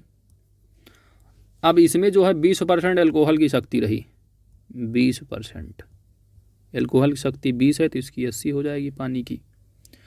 तो एल्कोहल कितना हो जाएगा ये, 5 दुनाई 10, यानी 1 लीटर आपका एल्कोहल है इसमें विलयन में, और जो 80% होगा आपका यानी 8 पंच 40, यानी 4 लीटर जो है आपका पानी है। 4 लीटर पानी है और 1 लीटर अल्कोहल है 5 लीटर वाले विलयन में। अब क्या कहानी की जा रही है, अब विलयन में से 2 लीटर विलयन निकाल लिया जाता है, यानी जो 5 लीटर है ना इसमें से 2 लीटर विलयन निकाल लिया जाता है। 2 लीटर अगर विलयन माइनस कर लोगे आप तो बचेगा 3 लीटर का विलयन। अब 3 लीटर का जो बचा है ऑलरेडी इसमें भी आपका क्या है 20% तो आपका जो है वो यानी कि अल्कोहल है, और एक यानी 80% जो बचेगा वो पानी का है आपका। तो इसका 20% आप निकालोगे, 3 दुनाई 6 यानी 0.6, 3 लीटर में 0.6 लीटर आपका एल्कोहल है, और 8 त्रिक 24 यानी 2.6 जो लीटर है आपका वो पानी है। तो अब ये 2 लीटर विलयन निकाल लिए। अब 2 लीटर विलयन निकालने के बाद 3 लीटर बचा, 3 लीटर में आप देखेंगे 0.6 लीटर इतना बच रहा आपका एल्कोहल, और 2.4 आपका पानी।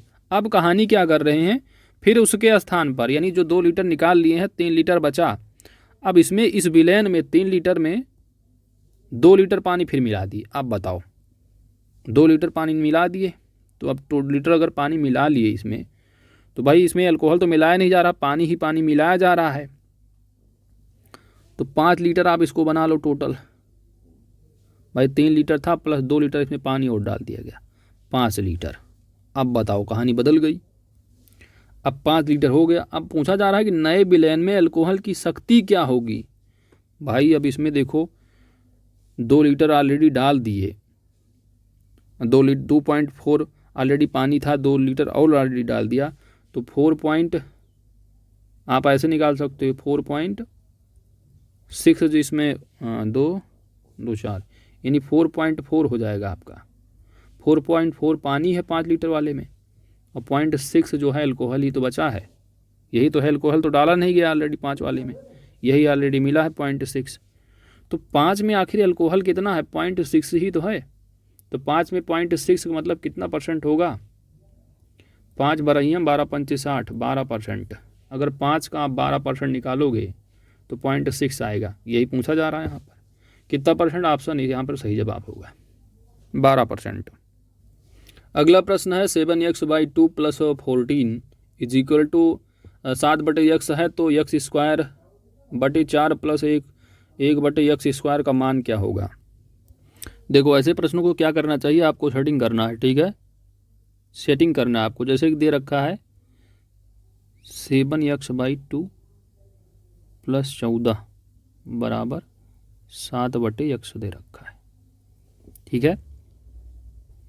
अब क्या करना है, इसको कैसे लिख सकते हो आप, 7 से दोनों तरफ जो है डिवाइड कर दो, ठीक है। 7 से इसको अगर डिवाइड करोगे तो 7 से ये कट जाएगा आपका, तो यहाँ पर x बचेगा, बटे 2 करोगे। अब यहाँ पर इसको भी अगर डिवाइड करोगे 7 से तो +2 हो जाएगा, बराबर यहाँ पर 1 हो जाएगा, बटे x। अब इसको थोड़ा और समझो, यहाँ पर क्या करना है कि जैसे कि x² है ना, तो अब देखो कि अगर हम दोनों तरफ कुछ वर्ग करें तो कुछ हमारा बन जाएगा काम, है ना।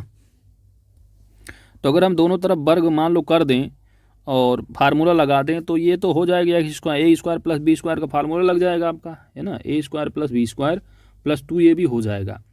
लेकिन अगर आप दोनों तरफ कर देंगे तब जो क्या है कि अभी भी काम नहीं बनेगा आपका, क्योंकि ऑलरेडी यहाँ पर प्लस का चिन्ह है, यहाँ दोनों के बीच में प्लस आना चाहिए, और आएगा तब जब आप क्या करोगे, इसको और थोड़ा पक्षांतर कर दो, x/2 -1/x बराबर -2 कर दो। अब देखो कहानी यहाँ पर आपकी बन जाएगी। अब दोनों तरफ इसको आप क्या कर दो, वर्ग कर दो। तो वर्ग करोगे तो a-b का होल स्क्वायर लगा दो फार्मूला दोनों तरफ, ठीक है। तो ये a² + b² यानी x² 4 करोगे, प्लस b² मानी 1 + x²। इसके बाद क्या करोगे, -2ab होता है, अगर यहीं पर हम कर देते तब गलत हो जाता, इसलिए पक्षांतर कर लिए। तो -2ab का मतलब हुआ -2 × x/2 ab, b की जगह क्या है 1/x बराबर, इसका क्या हो जाएगा भाई, माइनस है, 2 बार इसको करोगे तो +4 हो जाएगा। अब इसको आप क्या करो, सिंप्लीफाई कर लो और थोड़ा, है ना। तो x से x गया और 2 से 2 गया। अब इधर बचा आपका क्या भाई, x² बटे 4 + 1/x²। हमको इसी की वैल्यू चाहिए, बराबर बराबर कर लो।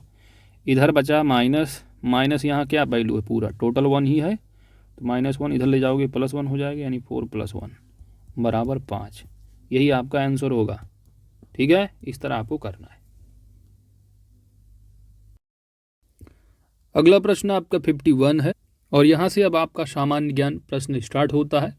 अब यहाँ से लेकर के आपका 74 क्वेश्चन तक, यानी 75 क्वेश्चन तक रहेगा, ठीक है। चलो, प्रश्न है कि बैगनी रंग के प्रकाश की तरंगदैर्घ्य लगभग कितनी होती है। यहाँ पर आपका सही जवाब होगा 380 से लेकर के 420 नैनोमीटर, ठीक है। nm दैट इज नैनोमीटर है। और जैसा कि जानते हैं जो बैगनी रंग है, बैगनी रंग के अंतर्गत कांच में जो प्रकाश की चाल है वो सबसे कम होती है, और जो अपवर्तनांक होता है वह सबसे अधिक होता है। अगला प्रश्न है कि मक्खन किसका उदाहरण है। ऑप्शन सी पायस का उदाहरण है।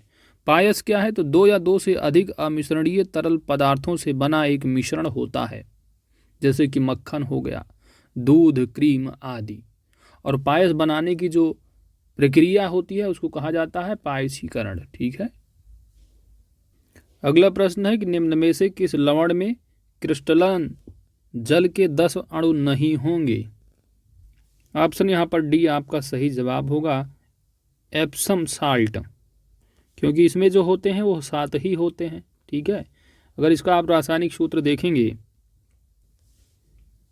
तो होता है MgSO4 7H2O, है ना। तो इसमें 7 नहीं है, कितने हैं?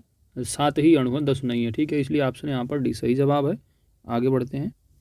अगला प्रश्न है कि सन 1887 ईस्वी में इलाहाबाद विश्वविद्यालय की स्थापना किसने की थी?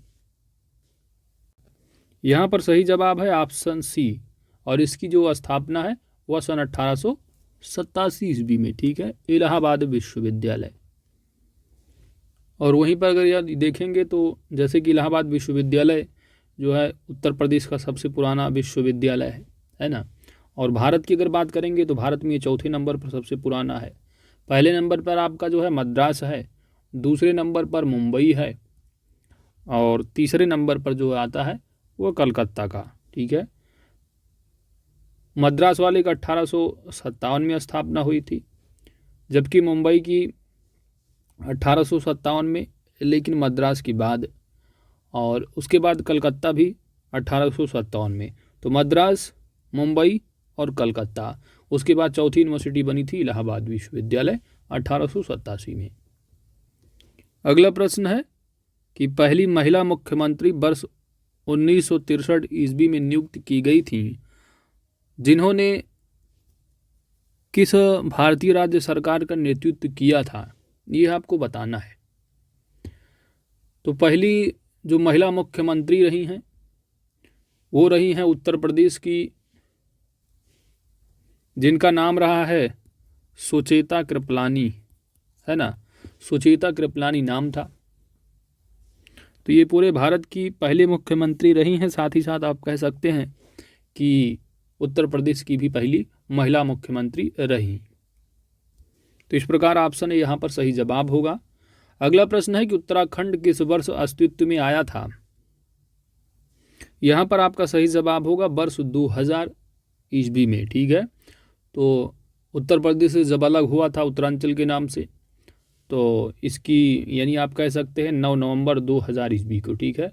कब? 9 नवंबर 2000 ईस्वी को। और उत्तर प्रदेश से 13 जिलों के साथ जो है अलग हुआ था। जिला अगर पूछा जाता है 13 जिला लगाना, अगर मंडल पूछा जाता है 2 मंडल। ठीक है। और वर्तमान में आप देखेंगे तो वहाँ के मुख्यमंत्री हैं पुष्कर सिंह धामी। ठीक है। चलिए आगे बढ़ते हैं। वर्ष 1930 ईस्वी में सीवी रमन ने किसके लिए नोबेल पुरस्कार जीता था? यानी नोबेल पुरस्कार सीवी रमन को किस लिए दिया गया था, किस क्षेत्र में? यहाँ पर सही जवाब है ऑप्शन सी, भौतिक शास्त्र में।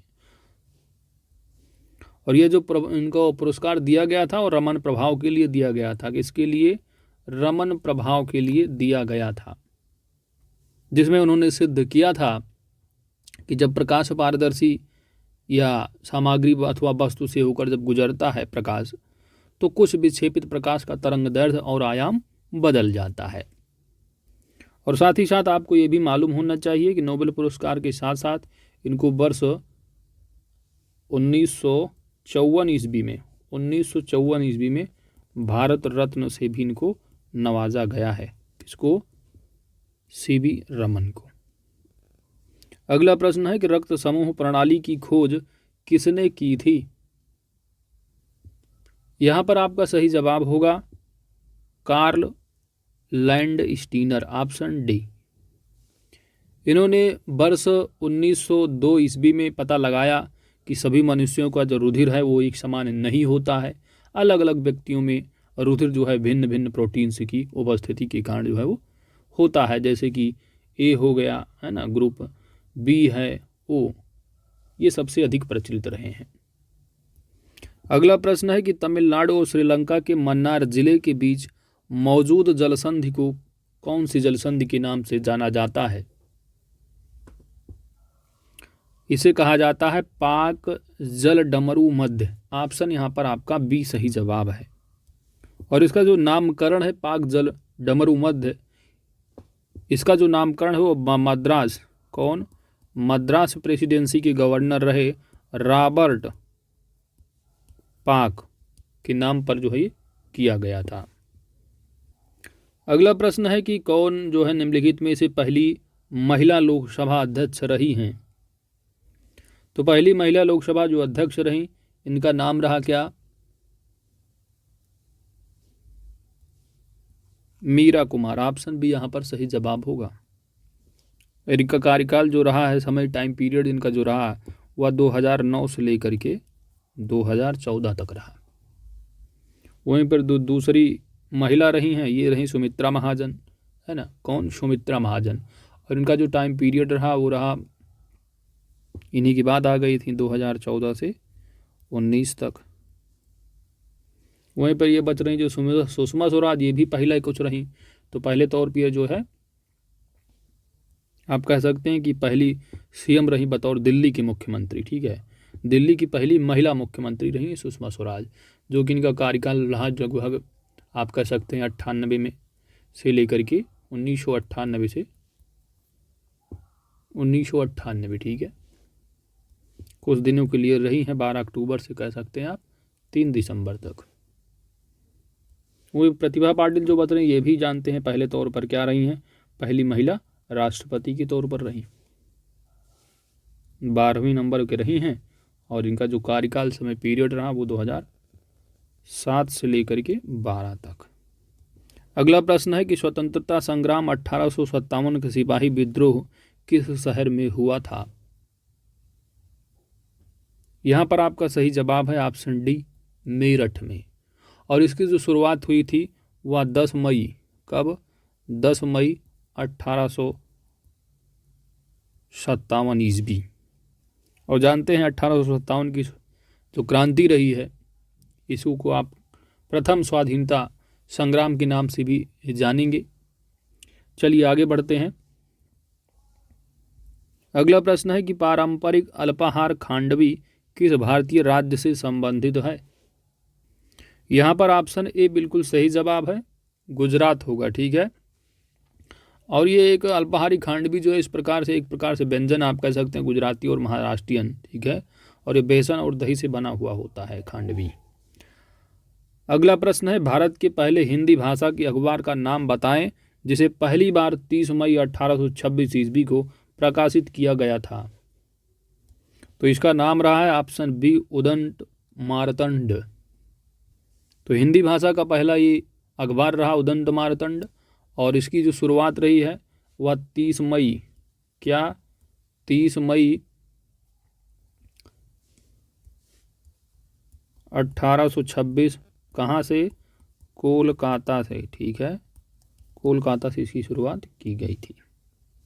और इसकी जो शुरुआत है विशेषकर वह आप कह सकते हैं किसके द्वारा? तो पंडित, एक पंडित रहे जुगल किशोर, इनका नाम रहा। ठीक है, पंडित जुगल किशोर के द्वारा जो है इसको प्रकाशित किया गया था। और जैसे कि जानते हैं कि हर साल जो है 30 मई को हिंदी पत्रकारिता दिवस के रूप में भी मनाया जाता है, हिंदी पत्रकारिता दिवस 30 मई को। ठीक है, तो याद रखना है पहला हिंदी जो अखबार रहा है 30 मई 1826 ईस्वी को प्रकाशित हुआ था, उदंत मार्तंड रहा हिंदी भाषा का, और इसके जो प्रकाशक रहे हैं वह पंडित जुगल किशोर रहे हैं।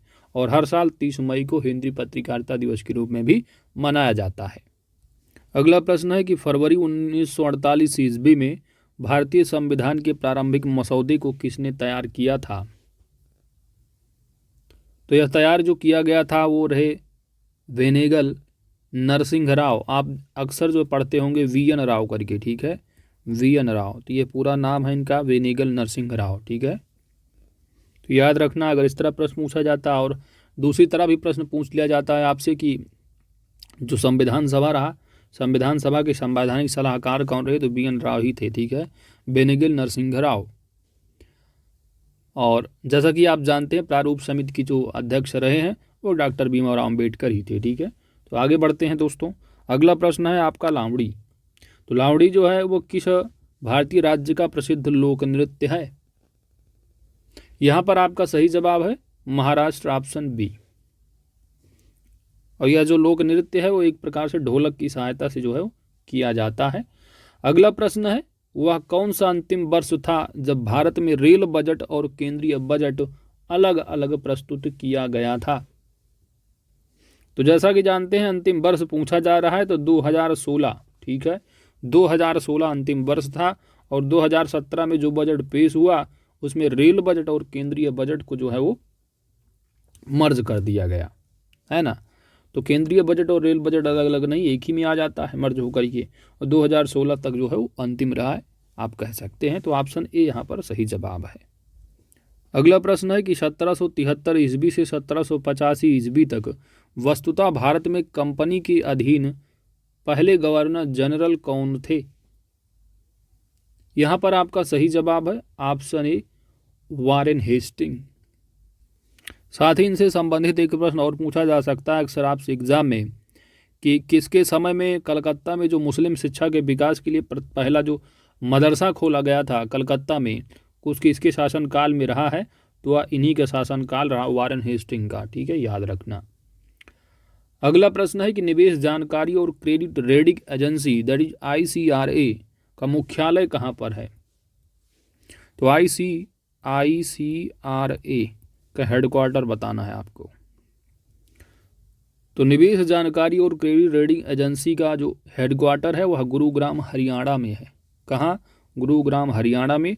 और इसकी स्थापना जो हुई थी हेडक्वार्टर की वह वर्ष 1991 ईस्वी में। और जो इसकी क्रेडिट रेटिंग है ICRA की, ये जो है इससे इस रेटिंग से उन जोखिमों प्रकारों के बारे में राय बनाने में मदद मिलती है जो फाइनेंसर की उनके ब्याज के भुगतान में दायित्वों और मूलधन के पुनर्भुगतान की क्षमताओं को प्रभावित करते हैं। अगला प्रश्न है स्वतंत्र भारत के पहले रक्षा मंत्री कौन थे? यहां पर आपका सही जवाब होगा ऑप्शन सी बलदेव सिंह। सरदार वल्लभ भाई पटेल की प्रतिमा स्टैच्यू ऑफ यूनिटी किस नदी पर स्थित एक द्वीप पर है? यहां पर आपका सही जवाब है नर्मदा नदी, ऑप्शन ए। और साथ ही साथ जो स्टैच्यू ऑफ यूनिटी है इसकी जो ऊंचाई है वह 182 मीटर है, 182 मीटर है इसकी ऊंचाई। और इसके जो वास्तुकार रहे हैं, वास्तुकार इनका जो नाम रहा है वो रहा राम सुतार, ठीक है। चलिए आगे बढ़ते हैं। अगला प्रश्न है आपका पुष्प के किस भाग में पराग का उत्पादन होता है? ऑप्शन यहाँ पर आपका बी सही जवाब है।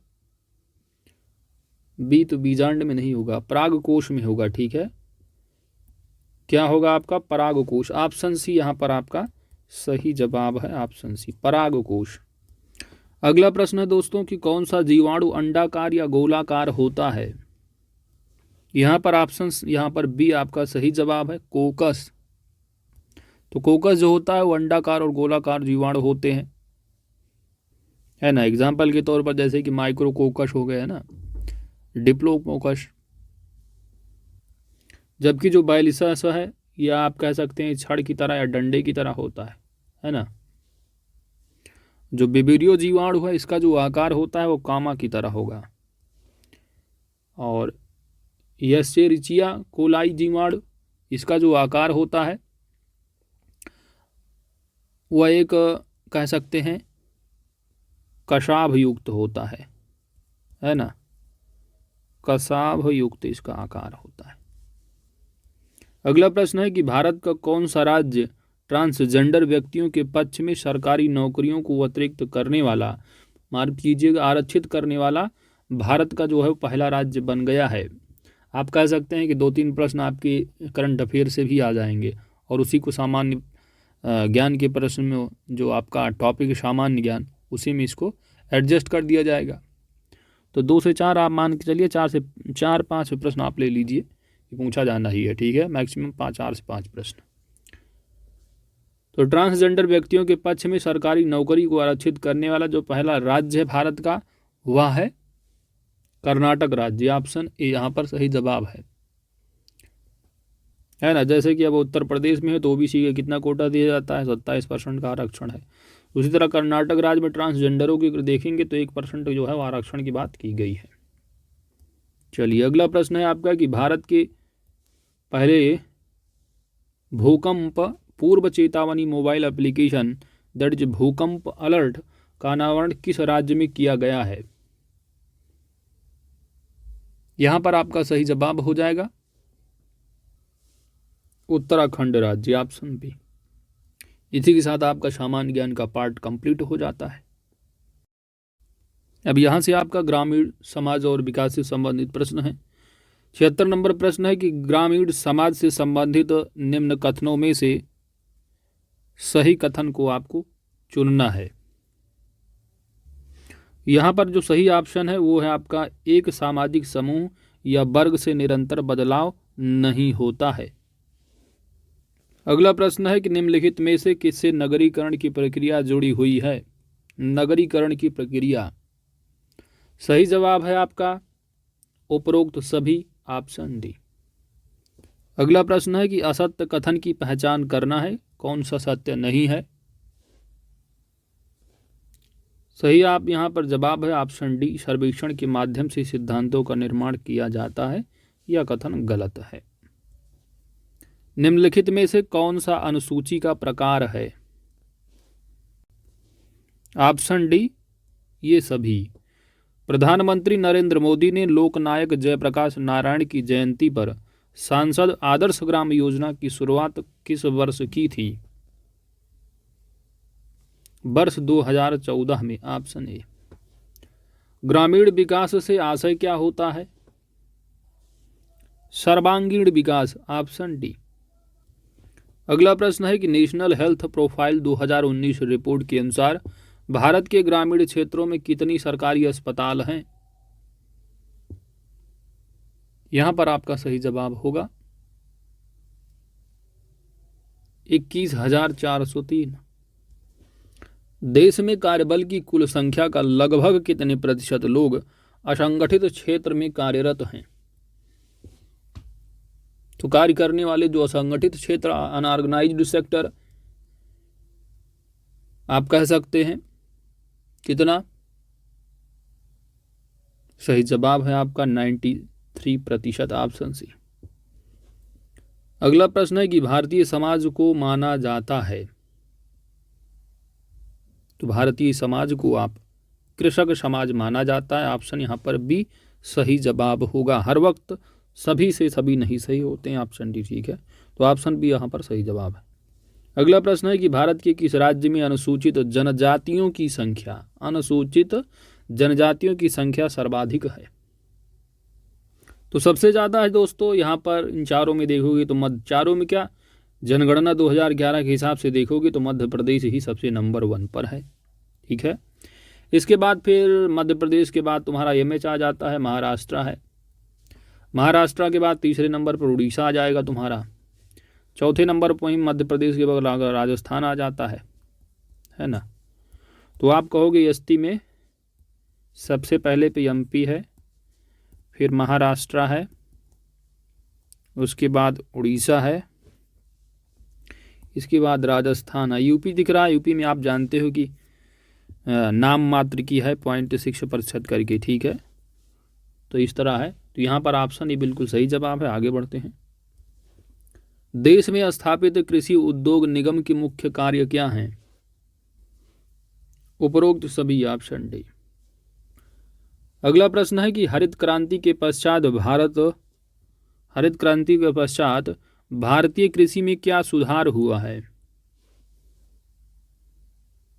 आप कह सकते हो प्रति हेक्टेयर उत्पादकता में वृद्धि, यानी सभी के सभी यहाँ पर आपका सही जवाब है। निम्नलिखित में से कौन सा भूमि सुधार से संबंधित है। भूमि सुधार से, ऑप्शन यहाँ पर आपके बी जो है बिल्कुल सही जवाब है, भूदान आंदोलन, ठीक है। चिपको आंदोलन तो आपका पर्यावरण से रिलेटेड हो जाता है। निम्नलिखित में से कौन सा भूमि सुधार है। भूमि सुधार, तो यहाँ पर सभी के सभी जो है आपके वो भूमि सुधार हैं, ऑप्शन डी। प्रत्येक गांव की सारी जानकारी का जो मानचित्र होता है वह किसके पास? तो पटवारी के पास होता है, लेखपाल के पास। अगला है, उत्तर प्रदेश में भू क्षेत्रफल मापन की सबसे छोटी इकाई कौन सी है? ऑप्शन यहां पर डी सही जवाब है, विश्वांसी। अगला प्रश्न है, शाहजहानी जरीब की कुल लंबाई कितनी होती है? तो इसकी जो कुल लंबाई है 165 फीट की होती है ना, फीट या फुट जो भी आप बोलना चाहें। इसके साथ ही यदि आपसे पूछा जाता है कि सबसे ज़्यादा जो भूमि पैमाइश पर जो विशेष ध्यान दिया गया था वो किसके शासनकाल में? तो शाहजहां के शासनकाल में। किसके? शाहजहां के शासनकाल में। ठीक है। अगला प्रश्न है कि पंचायती राज्य के कार्य क्षेत्र नहीं आता। पंचायती राज के कार्य क्षेत्र है उसमें उसके अंतर्गत क्या नहीं आएगा, यहाँ पर आपको बताना है। यहाँ पर ऑप्शन डी बिल्कुल सही जवाब है, अग्निशमन। पंचायती राज व्यवस्था सर्वप्रथम कहाँ और कब लागू की गई थी? यहाँ पर आपका सही जवाब हो कि ये जो है नागौर डिस्ट्रिक्ट राजस्थान से रहा 2 अक्टूबर 1959 ईस्वी को। किसके द्वारा? तो पंडित जवाहरलाल नेहरू के द्वारा जो है शुरुआत इसकी की गई थी। अगर यहीं से आपसे पूछ लिया जाता सबसे पहले जो पंचायत का चुनाव हुआ था वो आंध्र प्रदेश आपको लगाना होगा तब। ठीक है। उत्तर प्रदेश के अर्थ एवं संख्या विभाग द्वारा जारी आंकड़ों के अनुसार वर्ष 1819 में राज्य की प्रति व्यक्ति आय कितनी पाई गई? यहाँ पर आपका सही जवाब होगा 66,512। ठीक है। वैसे ये प्रश्न जो बनेंगे आपके वो इकोनॉमिक सर्वे जो लेटेस्ट बिल्कुल होगा, जब एग्ज़ाम होगा। अभी तो कह सकते हैं कि नोटिफिकेशन भी अभी तक जारी नहीं हुआ है। जैसे कि आज जो डेट है रिगार्डिंग जो वीडियो हो रहा है 2 तारीख है नए साल की, तो अभी तक तो जारी नहीं हुआ है। जारी होता है तो नोटिफिकेशन जो है सूचना दी जाएगी, है ना। तो जिस हिसाब से पेपर होगा, अगर पेपर होता है बजट आने के पहले हो जाता है तब तो फिर नहीं पढ़ना पड़ेगा, वरना फिर नया बजट भी आपको पढ़ना होगा। ये सारी चीज़ें वहीं से आप कवर कीजिएगा। निम्न में से कौन सा उत्तर प्रदेश का पारंपरिक उद्योग है या यूपी स्टेटिक्स फैक्ट है? यहाँ पर आपका सही जवाब हो जाएगा चीनी उद्योग भी है, सूती कपड़ा उद्योग है, सीमेंट उद्योग है। सभी के सभी बिल्कुल सही जवाब है, ऑप्शन डी। अगला प्रश्न है, निम्नलिखित में से कौन सी अनुसूचित जनजाति बिजनौर जिले में निवास करती है? तो या बुक्सा या भौक्सा जो बोलना चाहो आप, यहाँ बुक्सा या भौक्सा जो भी पूछा जाता है आपको लगाना होगा, या बिजनौर जिले में निवास करती है। अगर पूछ लिया जाता है कि किस घराने से संबंधित ये आप कह सकते हैं ना, तो ये आप याद रखना है राजपूताना। क्या? राजपूताना घराना। ठीक है। और इनकी जो बुक्सा या भौक्सा की जो अर्थव्यवस्था की जो मुख्य आधार है वो कृषि पर ही निर्भर है, कृषि पर। और साथ ही साथ अगर पूछा जाता है कि किसकी पूजा करते हैं बुक्सा या भौक्सा जनजाति के लोग, तो राजपूताना घराने से संबंधित हैं और कृषि पर निर्भर है विशेषकर। और ये चामुंडा देवी की पूजा करते हैं। किसकी? चामुंडा देवी की पूजा। ठीक है। और बुक्सा जनजाति के विकास के लिए जो एक नाम, इन्हीं के नाम से चलाई जा रही योजना है बुक्सा। क्या? बुक्सा। तो बुक्सा जनजाति विकास परियोजना जो है वो 1983 और 84 में जो है वो चलाई गई है। ठीक है। तो ये इम्पोर्टेंट फैक्ट है इससे संबंधित। आगे बढ़ते हैं। ब्रिटिश शासनकाल में कृषि विभाग की स्थापना किस वर्ष की गई थी? सही जवाब है आपका 1875 ईस्वी। बाराबंकी किस खेती के लिए प्रसिद्ध है, जिसको आप काला सोना भी कहते हो? क्या कहोगे? अफीम, ऑप्शन ए। अंतिम प्रश्न है, उत्तर प्रदेश कृषि निर्यात नीति 2019, इसका जो मुख्य उद्देश्य है वो क्या है? तो किसानों की आय में वृद्धि करना, बिल्कुल सही है। किसी क्षेत्र में निर्यात को बढ़ाना है, अंतर्राष्ट्रीय बाजार का आकलन करना, ये सभी के सभी ऑप्शन यहाँ पर आपका डी सही जवाब हो जाएगा। साथ ही साथ याद रखना है कि इस जो कृषि निर्यात नीति 2019 है, इसके तहत जो सरकार का टारगेट है कि कृषि नीति के तहत कृषि निर्यात को किस वर्ष तक दोगुना करना है, तो वर्ष 2024 तक। ठीक है, ये इंपॉर्टेंट फैक्टर है। और इसी के साथ आपने 100 क्वेश्चंस कवर कर लिए दोस्त, और इसी तरह आपको सेट बाय सेट मिलते रहेंगे। वीडियो अगर अच्छी लगी है तो लाइक कीजिएगा, चैनल पर नए हैं तो सब्सक्राइब कर लीजिएगा। साथ ही हमारे टेलीग्राम चैनल का लिंक भी आप लेटेस्ट अपडेट के लिए ज्वाइन कर लीजिएगा। मिलते हैं नेक्स्ट लेक्चर में। Thanks for watching.